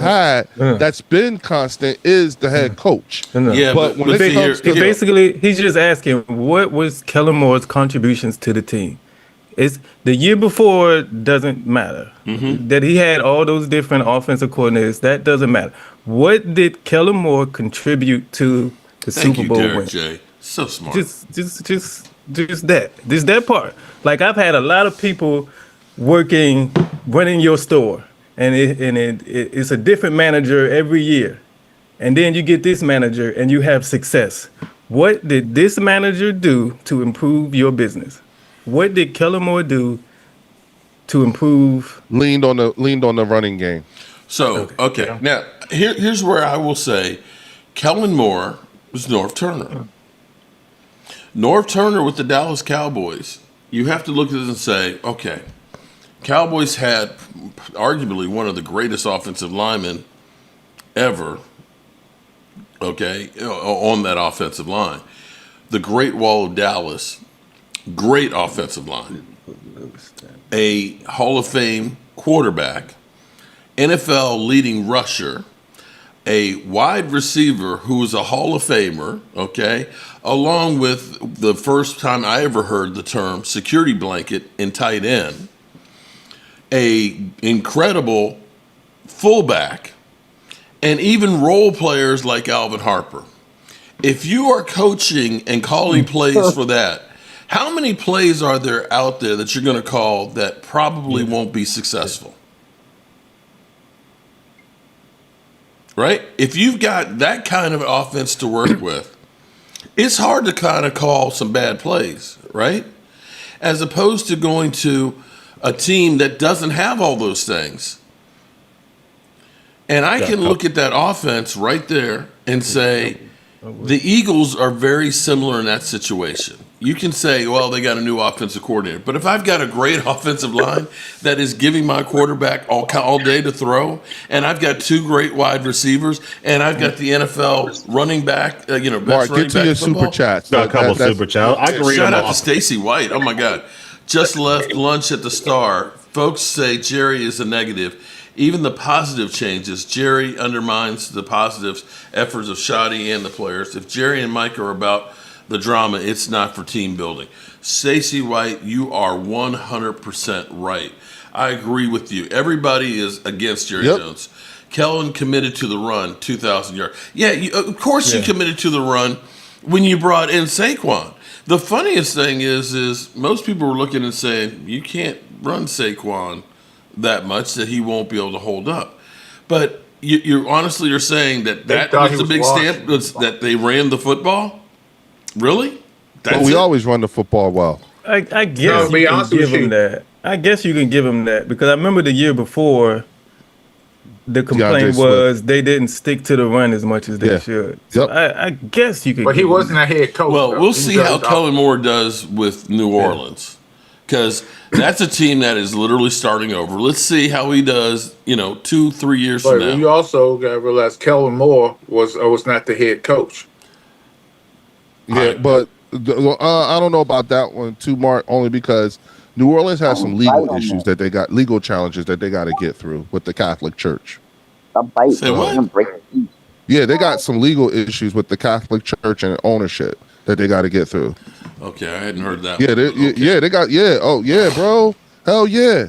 It's a big issue, Mark. It's real. I know why. Yeah, I'm not joking either. Like I'm dead ass serious. Yeah, they got. I would never accept that job. He should have known better to accept that job, knowing what that was coming. I said the same thing, Momo. Like I was surprised that he even took it, considering the things that they are battling with legally. Yeah. You know what I'm saying? It's not good. Ownership and the police and Catholic everything Church, like that. So it's not good. It's not good. Yeah, it's not good in New Orleans right now. I don't think no head coach should go there with that. I just assumed. I thought that he would stick around I was hoping he would stick around for another year, but it's okay. I didn't even know about this. Hold on. Yeah, you didn't know about New Orleans and It's a bit of a complicated situation. The New Orleans Saints have been accused of helping the Catholic Church with damage control during the clergy abuse crisis. Yeah. There are some emails that suggest the team was more involved than they initially admitted. Yeah. It's a pretty serious issue with a lot of people feeling hurt and betrayed. Is there anything Yeah, That's yeah. crazy. I've been saying that forever. Like, I hadn't heard that. I thought that would be the thing that I was I under wouldn't the have took that job. that would be the thing to keep Kellen Moore away from taking that job, but he still took it. So okay, but yeah, they got issues down there, Mark. That I'm surprised. Because It's interesting how you don't hear more the about national it. media didn't even say nothing about it. They kept it from That behind might be closed the league doors. helping them out, doing them a solid by keeping the media away from it all and everything like that. But yeah, But the ESPN knew, the Fox knew, Sports knew, all those they all knew about it, but they just didn't want to report it. yeah. They were being Again, paid not to report it, probably. I will just say this. Everything that I'm hearing, and listening to you all and everything like that, and I said this on the on Game Times channel, it makes me say, okay, I'm going to leave the door open for a change in attitude towards the Cowboys once the preseason starts, because then that's with my own team too, because now we get to answer depth questions and actually see, instead of talking, theorizing and hypotheticals, now we get to see exactly what's going on and how they look, particularly against other teams when they're practicing. Because again, it doesn't say much to me if you're running the ball well against the Dallas defense. Well, everybody ran the ball well, yeah, All sure. right. Okay, stop for a second. Let me acknowledge, shout out to Tay Cowboys is back. See, this is what I love. We're seeing so many of the wonderful fans and stuff coming back around and things like Tay Cowboys. And D Moore, hopefully you got your shirt. Newhouse family, I see you in here too. Let me know if you guys got your shirts. Michael sent them out this past week and so on. So hopefully I you need a new guys got shirt. them. Huh? What is your email, Mark? What is your email? CowboysMark94@gmail. Okay. Cowboys, and you know what? And I tell you what, Randy, if you ever win one, I'm gonna get the Manster. I'm gonna get his face on it and send you one. Okay. So they'll say, "Is that you?" No, that's Randy White. I need a T-shirt, like Mark, that says the real Momo. Oh, oh boy, no Momo, no Momo, Oh, no mercy. Momo. Okay. And there's a fake Momo out there. Yes, it is. It Oh my actually is God. one out there. Now you know when they start making fake momos, you know you've made it then. But here's what I'm going to say. I'm going to tell you how different this is, okay? And I wish Game Time was actually in here because he can back it up. Here's how far the Cowboys have gone. When we signed Paris Campbell, me and all of the Cowboys, mafia out here, we're selling Paris Campbell. Well, Paris Campbell, he didn't really get a chance with Philadelphia, because they got Right. A.J. Brown and Devontae Smith and everything, so he didn't get a chance. He's a guy who can go deep, We were literally getting excited about Paris Campbell, right? Yep. We ain't even hear about Paris Campbell until he got injured in practice yesterday. Right. Okay, so a guy that we were looking at and said, "Oh my God, we got Paris Campbell." We were excited about that. He's a guy that probably is not going to make the roster. And we can sit here and talk about Brock Hoffman. We were looking to say, well, Brock Hoffman, he stepped in for like 4 games for Zach Martin. He played pretty good at guard. We're sitting there talking about it may be that they play him at center and they move Cooper Beebe to guard. We were literally talking about that. But then we get Tyler Booker and Brock Hoffman, a guy that we thought might be a starter, is now actually your swing center and guard. Right. So from the standpoint of looking at typically what the Cowboys have done, you actually have a little bit more depth. I'm worried about the tackles because Terrence Steele has an ankle sprain, and that lets you know how fragile we are as far as the tackles go. He was back at practice today, Mark. Oh, then that's great news. But, you have to even look at this and say, last year, we're pulling guys off the street, literally, to be playing.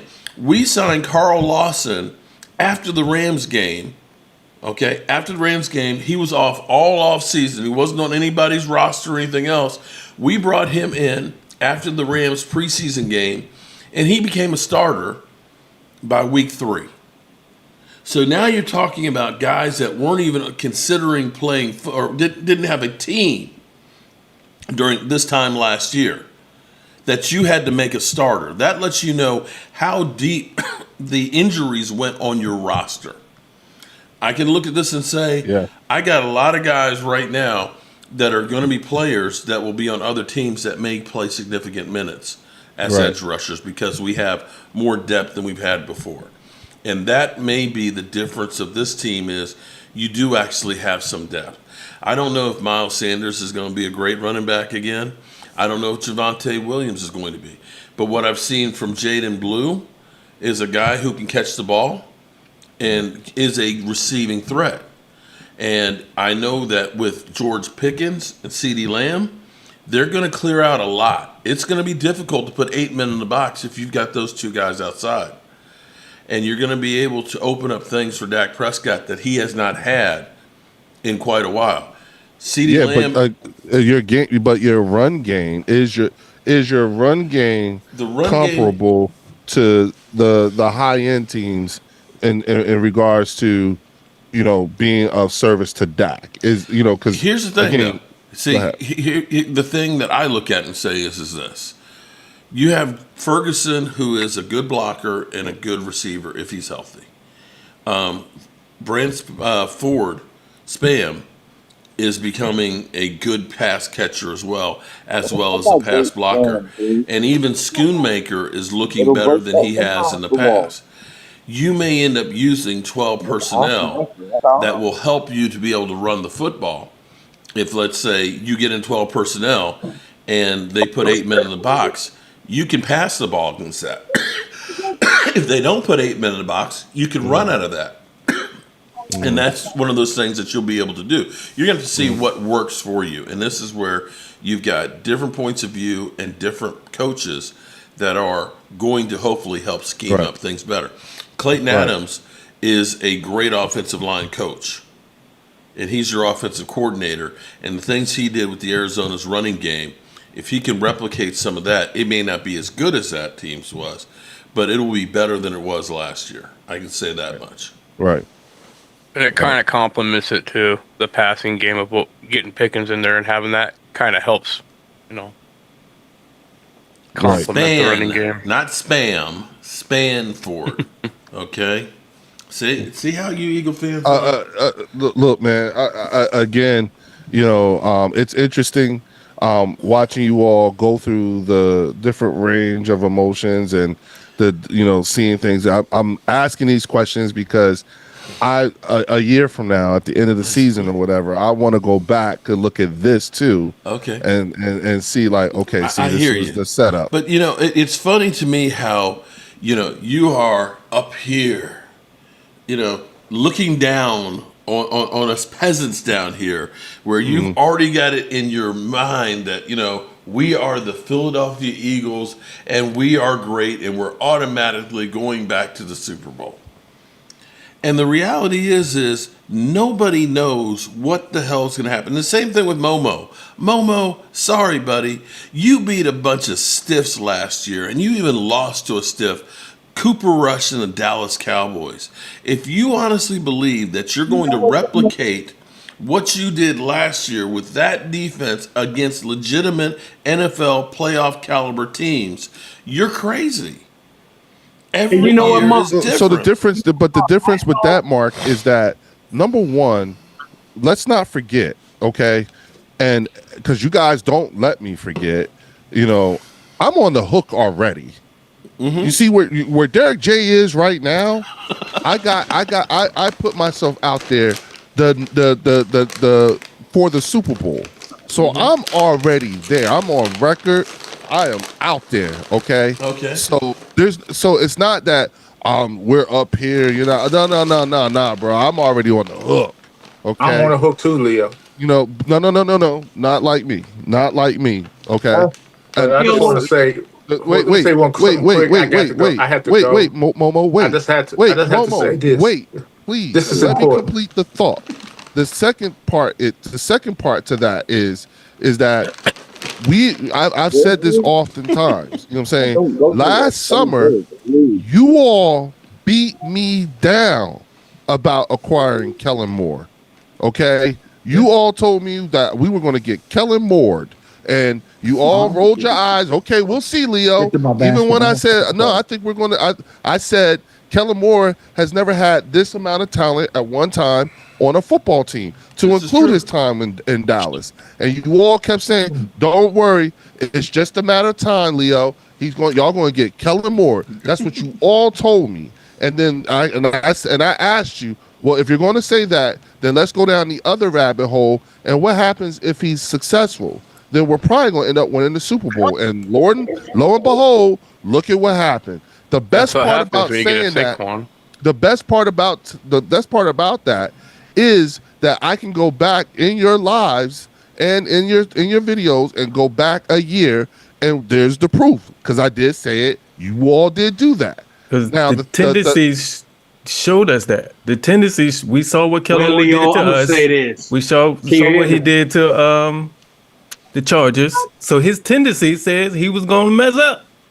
So that's what we was giving you. He may do it again in New Orleans.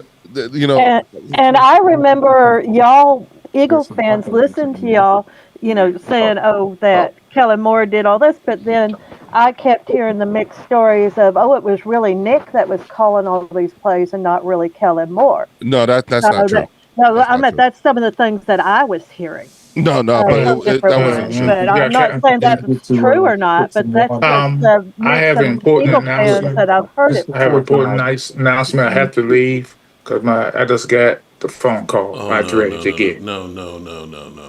Oh, Momo, I'm so sorry. I'm sorry, Sorry, man. Momo. Sending prayers your way, man. Yeah, I'm sorry, man. I'm gonna keep you in my prayers, bud. So sorry. Sorry, chopping on you earlier. Sorry, Momo. Yeah, Love sorry for you, chopping, Momo. man. I'm just this football, man. It's just talk football. You know we love you, man, even though we hate your team. Yeah. Momo's sister is in hospice, and he lost his brother just a few months before, and so that was definitely a call that he didn't want to get. But Leo, Sending prayers his way. Leo, I'm gonna tell you like I told Drew. Dude, I know you're gonna have some repercussions behind this, and I don't care. We're winning NFC East. I'm sorry. Who? And I'm gonna tell you, Cowboys winning it. We're winning the NFC East. And I'm gonna tell you, you gotta look at history, son. Oh, Lord have mercy. Haven't you noticed? Put your thinking cap on. Haven't you noticed? Whenever y'all either went to the Super Bowl and won, the following year Dallas won the East. If There go the tendencies again. Tendencies. you know what? if that is what you are basing, I'll take it. Okay. Okay, Thomas. I'll take it. You're right. You haven't spoken to me since, and that's okay. I told you and he haven't spoken to me since. Hey, it's gonna happen again, dude. You know what? The best part about this is that every time y'all tell me something is something's going to happen, particularly when it comes to my team, the best of it happens. So I'll take it. I'll take that, Thomas. Thank you for that. That means I know we're going to win the NFC East, and I know we're going to win this Super Bowl. And I'm glad that that's on record because I've already said it a few times. But I feel like in response to what you just said, I needed to reiterate the fact that, you know what I'm saying, again, we're definitely in two different places in regards to our teams and the way things are in the outlook. You know, again, I'm going into this preseason looking at, I want to know about the depth that we have. I'm excited to see what these youngins are going to be looking like on this defense, because again, with the players that we are replacing, the players we're replacing them with are guys who were already on the team but just weren't starters. You know, a lot of the guys that will be starting this year were actually big contributors throughout the playoffs. Hey, that's one receipt that I can put in the drawer right here, just in case if that happened. I'll pull this receipt out of the drawer, and we can come back to this date, July 27th. And I will, I will definitely present myself as such. Okay, but again, we're in totally different places to include when it comes to ownership, to include when it comes to coaching, The only thing that's alike is, again, we have a new offensive coordinator. God, But the good news is this is a guy that was in the building already. Oh my God! You know, I hope your team and they're all familiar. They have a Year. familiarity with this guy. With I Kevin hope Patullo. the So again, Cowboys come out and hand you your lunch money, and that just starts the snowball roll to hell. The arrogance that you guys have, congratulations on last year, but last year has no bearing on what this year is. We are not. This team is not last year's team. Every team is one player away from disaster, one injury away from it. For all you know, Saquon Barkley could go down, and then Jalen Hurts. I'm not wishing that for sounds it. like more of what you're wishing for. No, I'm not wishing for that. What I'm saying is that's the reality of NFL football. Anybody can go down at any point. And if you ended up having the injuries in the right places, all of a sudden things get bad real quick.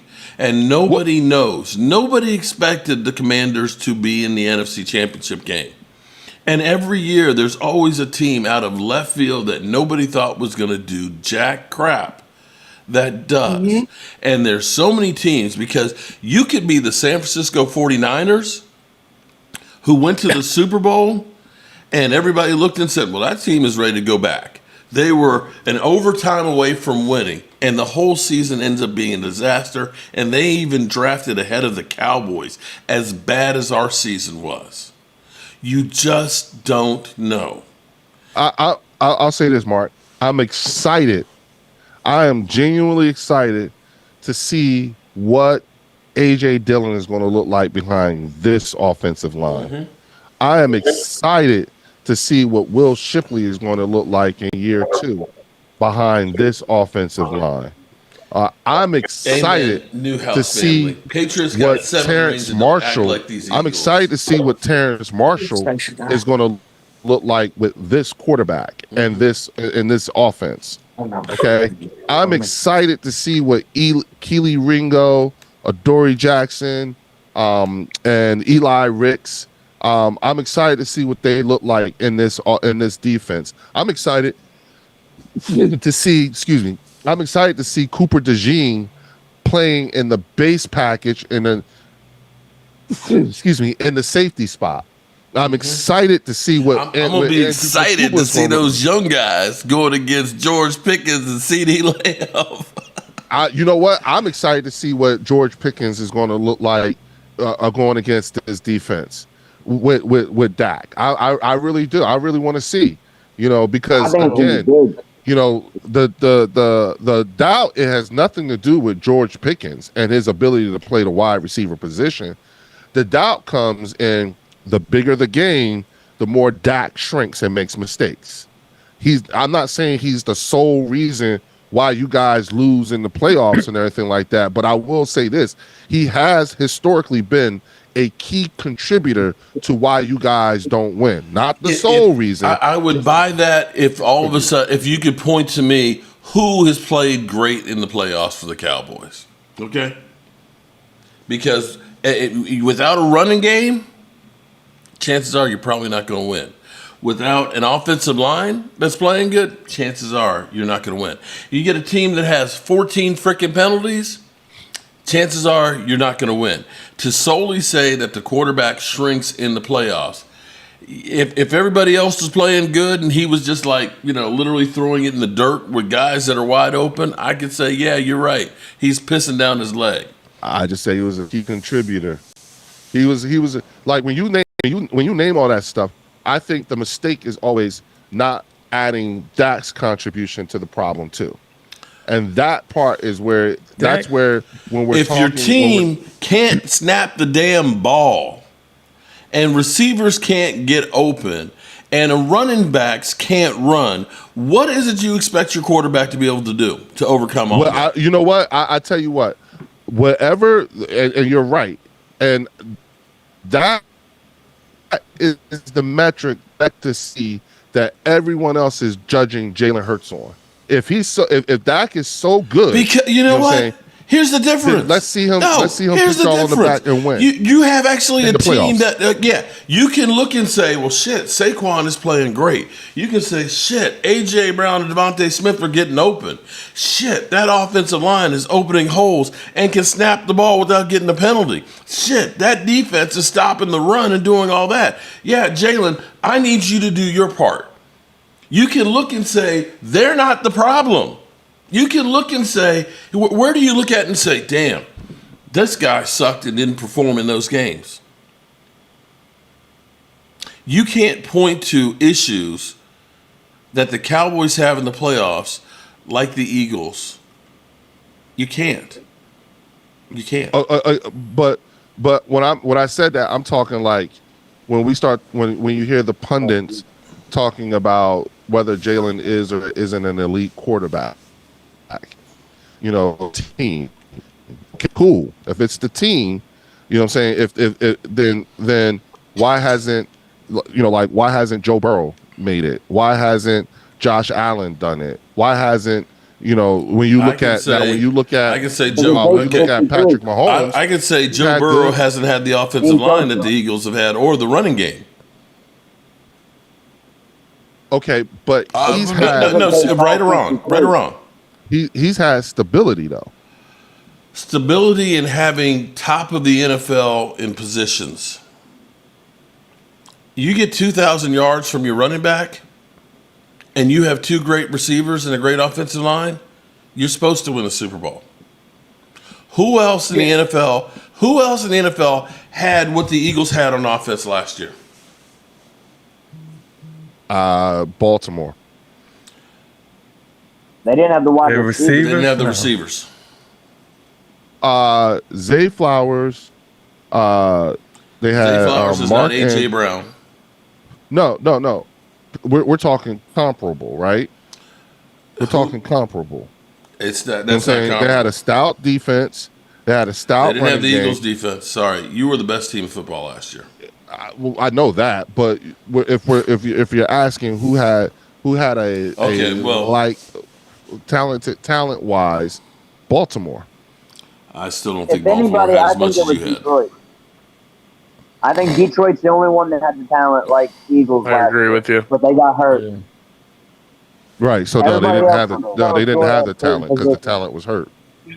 Yeah, but that's what I'm saying. To start the season off and everything. Right. Yeah. No, they had Austin St. Brown and they have those running backs and Gibbs there. And Montgomery. Yep. They had the team. They just couldn't stay healthy. Yeah. And then when you look at Kansas City, they had Pacheco, they had they didn't have the receivers either because you got to think Worthy, Pacheco, Bryce. Listen, Pacheco was not Saquon. No, again, what I'm saying to you is that they had comparable talent. Okay, now every team. I tell you what, I will give you Kansas City, and I will give you the Ravens. And I can look at those teams and say, Dallas Cowboys haven't had anywhere near the talent that those teams have had in the last 5 years. So why? No, listen to me. Why? Okay, I can't answer why Jerry Jones and Stephen Jones do what they do. Okay, I was about to say, so why should I believe? Listen, why should I buy into what you're saying about? If the Cowboys had done, this is what's maddening about it. In those 12-5 seasons, if the Cowboys said, you know what, we've got Brandon Cooks who's got like 600 yards, we've got CeeDee Lamb 1,700 yards. How about we go get another legitimate wide receiver and add to that mix? And you know what? Let's go in and get ourselves a free agent nose tackle that is a run stuffer, right? If the Cowboys had just done like those two things, you know that those teams would have been a hell of a lot better. The thing about the Cowboys is they have good teams, but they don't have great teams. And you can't put all of it on the quarterback when your defense is giving up 161 yards on the ground. I'm sorry.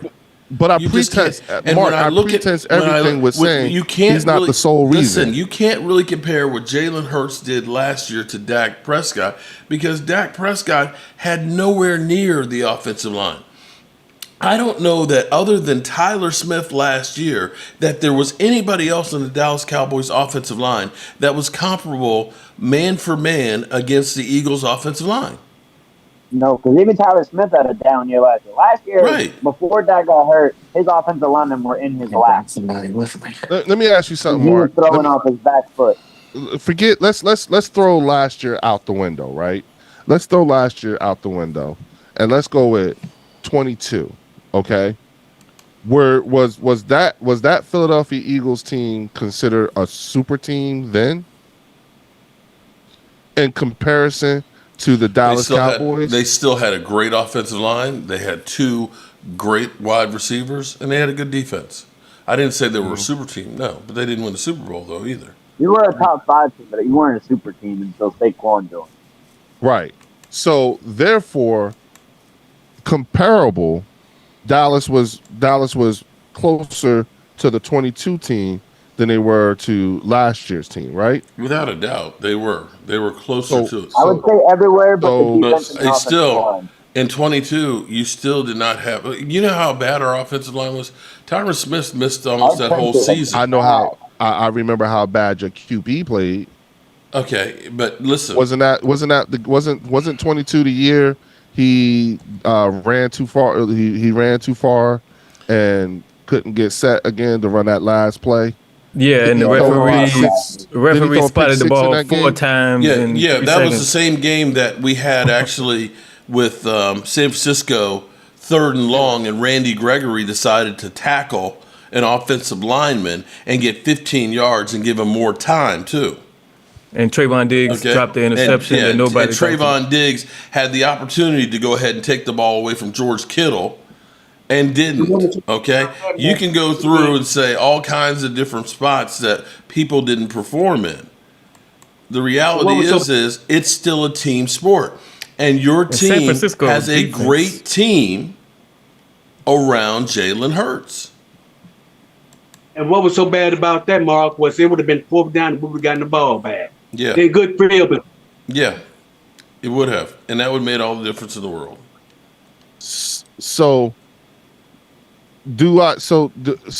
I again, just because I'm seeing the setup here, and I'm just, I just want to make sure that I don't leave any stone unturned, so that when you guys are let down again, I just want to make sure going into the season we covered all these things, the what ifs and the hypotheticals and all that stuff. Hence why my line of questioning. That's all. Well, you are really cocky, ain't you? Yes, I am, Thomas. I am. You see this right here? It makes it last year. This makes it so. Last season's the champ. It says no. licks. It makes it so. That y'all won last season. This right here makes it so. When all the things happen our way, I want you to be here. That's a bullseye. I was wrong, and I'm sorry because I predicted wrong and I was talking cocky. Okay, let's go. Okay, so Leo, let me go back to this game for a second here. Okay, sure. So we were talking about the Cowboys losing 23-17. You realize that my quarterback was sacked 5 times in that game, right? So does that say that was that all the quarterback? Right? Was that the quarterback? No. Okay. No. So my lead dog running back, Zeke Elliott, averaged 2.6 yards per rush and had 31 yards. 31 yards from Zeke on 12 carries. Dak had 4 carries for 27 at least. Tony Pollard had 4 carries for 14 yards. Okay, right? Yep. Okay. Do those 2 things right there affect the quarterback's play? Yes. Okay. I'm just asking because, and then on this game, the team had 14 penalties. Yep. 14 penalties. But what was the QB play like too? He had 254 yards passing, 23 out of 43. Okay, 23 for 43. Yeah, 1 TD, 1 interception, between being sacked 5 times and having 41 yards rushing by his running backs. Hence why I preference everything with saying I don't consider him the sole reason, but I do consider him a key contributor. If you are one-dimensional, you've got no threat whatsoever in your running game, and you have 14 penalties and you're sacked 5 times, what is that guy supposed to do? He did throw for 254 yards, and he also ran for 27 yards. When your other 2 running backs ran 43 times. Yeah, 43 times because you were one-dimensional because you could not run the football. Mark, Saquon Barkley only has 60 yards in the Super Bowl. Yeah, and guess what? That is 60 yards. That's more than the Cowboys had as a team in the game. And here's the thing. The reason why he only had 60 yards was Kansas City said, we may lose the game, but we're not going to let Saquon be the reason. We are going to put 8 men in the box to stop him. Flat out. And nobody quarterback got those rushing yards. And nobody did that with getting worried about the Cowboys running game. You didn't worry about Tony Pollard and Zeke, both of which, mind you, Tony Pollard that season ended up dealing with plantar fasciitis, and Zeke Elliott hyperextended his knee in the middle of the season and was never the same guy running the football. Okay, Mark, what about 20? What about 21? 21? That was a COVID year. It sucked. Can I ask y'all something? Yeah. What has this got to do with this year?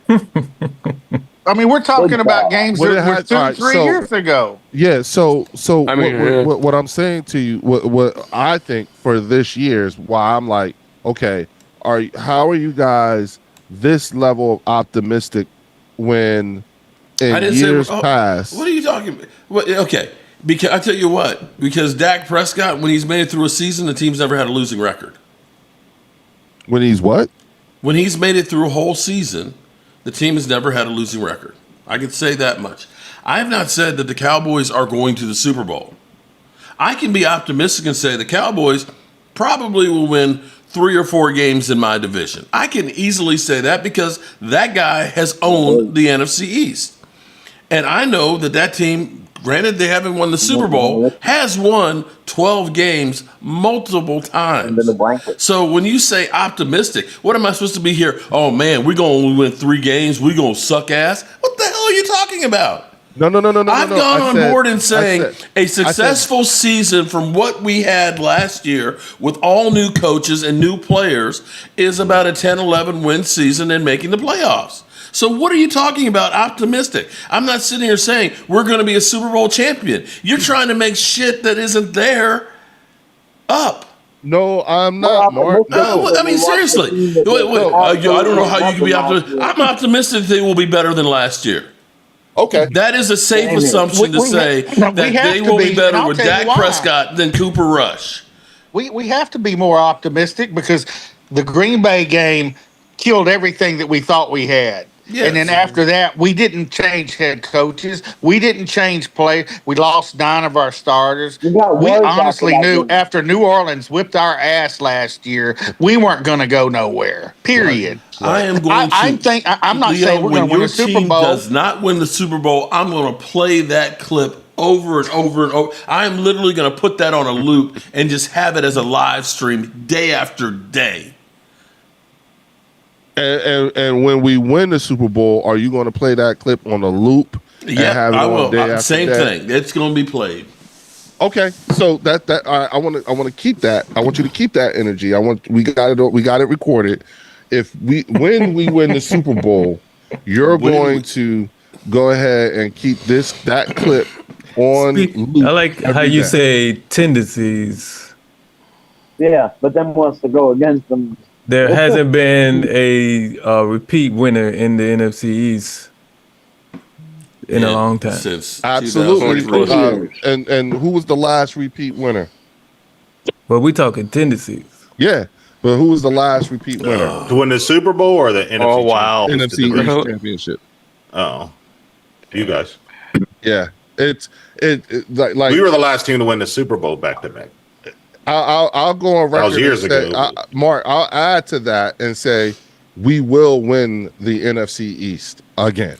You know, actually, what would be better is for the bird section, and it'll probably help your channel grow quite a bit, is when they don't repeat as Super Bowl champions, that you actually put it on a loop, because then everybody will come to your channel and watch.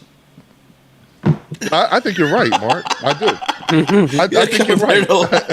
Because I get people all the time tell me when they're feeling down and sad, they watch me fall off my chair. I do. I'm one of those people that told you that. I do. I watch it at least once a week. Exactly. Once or twice a week. I watch it. It makes me feel good. It makes me feel like, yes, I knew, like, I had sometimes the guy who fell off the seat and who was going crazy. I even crack up when I see your wife sneak up behind you or sneak up while you're away and she takes that damn bottle. She knew what was happening. The best that was one, funny. No. The very that best was funny. The very best one is me and her riding down the road, and she sees, and she couldn't stop laughing. Oh my she god! She literally just laughed. Kept looking at me. Yeah, just cracking. And you kept going. I'm done. I'm not gonna laugh anymore. And just continue to laugh for just the whole way down the road. So yeah, but that's okay. Yes, but I do in fact watch. I do in fact watch those videos. You know, I watch Capizzle cry over us getting Devontae. Thank you, Dallas, for doing that with us. You know, I love watching Louis T's expression when Saquon runs for a touchdown, the first offensive play of the NFC Championship game. I think it's all gold for me. And so seeing you all go through the range of emotions and us having these conversations, that's what I think is actually going to end up shaking out this year. Okay. Watching you guys go through the different range of emotions. I don't know when, Leo, but your time is coming. And you know what? And until then, I'm just going to ride this till the wheels fall off. Okay. Again, I think you guys are being set up for another failure. You know, I think. Hold on. How is it a failure when nobody's picking us to be anything? How is it a failure? No. Actually, it's you guys. It's your fan base. The over and under, I think, moved up to 8.5 at least. Mark, listen to me. I can get less than a damn about the betting odds. All I am listening to is this Cowboy fan base. And because I always want to know. And what have I said? How is it that you guys end up getting to where you are? I even watch when you stood up inside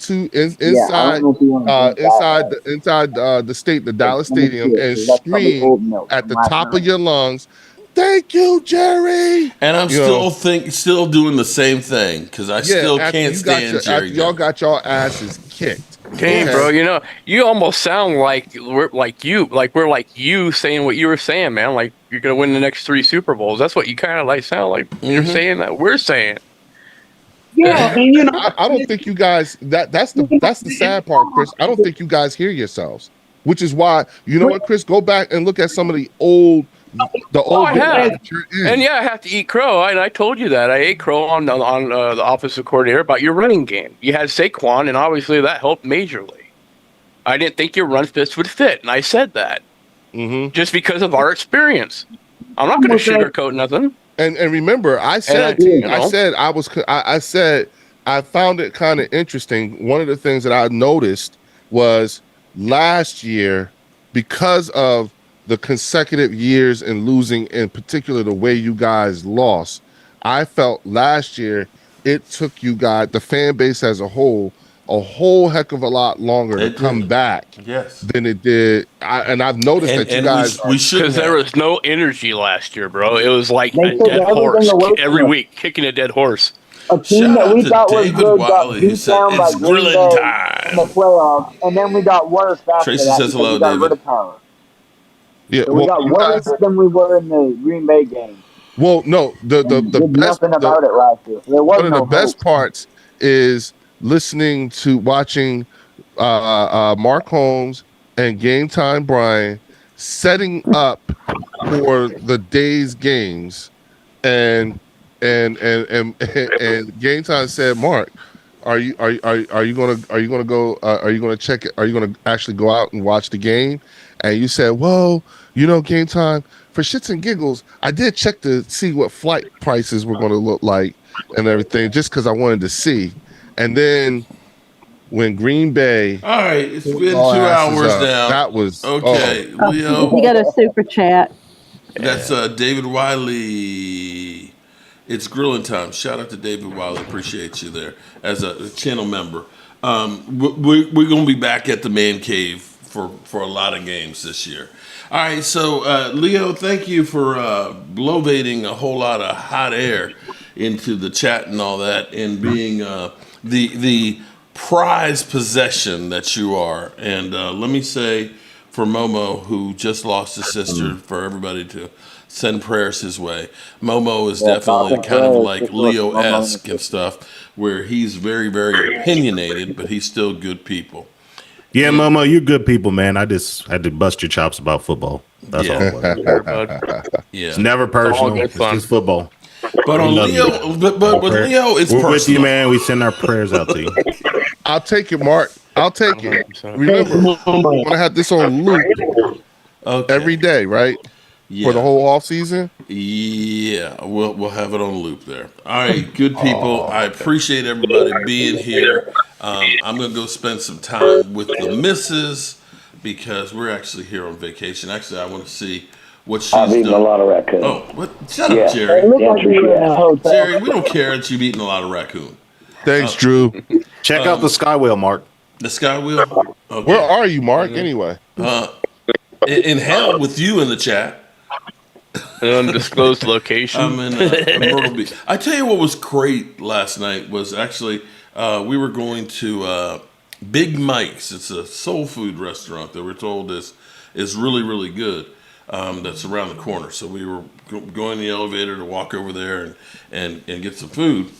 And I'm in the elevator, and this guy looks at me. He's like, "You're Margot's. I watch you." And his wife goes, "You? I hear you all the time." And I was like, "I'm sorry." Sorry. But no, it was actually really cool that, from time to time, it just blows me away that people actually recognize me. And I have to say, I appreciate everybody, all the support and everything else, and people coming in. We have over 200 people in the chat right now on one channel and 25 on the other. I appreciate everybody being here. And contrary to what Leo says, I don't think the Eagles are going to be as good as he thinks, and I think the Cowboys will be better than advertised. So I have hopes for both of those things, and we will be definitely checking in on everything with the Cowboys practice, and hopefully nobody got hurt. And Micah gets signed. Good. Sorry, what's with that? all these takeaways. Yeah. All righty, good people. We are out of here. Let's turn out the lights. Bye, everybody. Turn out the lights. The party's over. They say that all good things must end. Marcus, I was going to ask you, have you noticed? Party's over. And tomorrow and next year starts the same old thing again.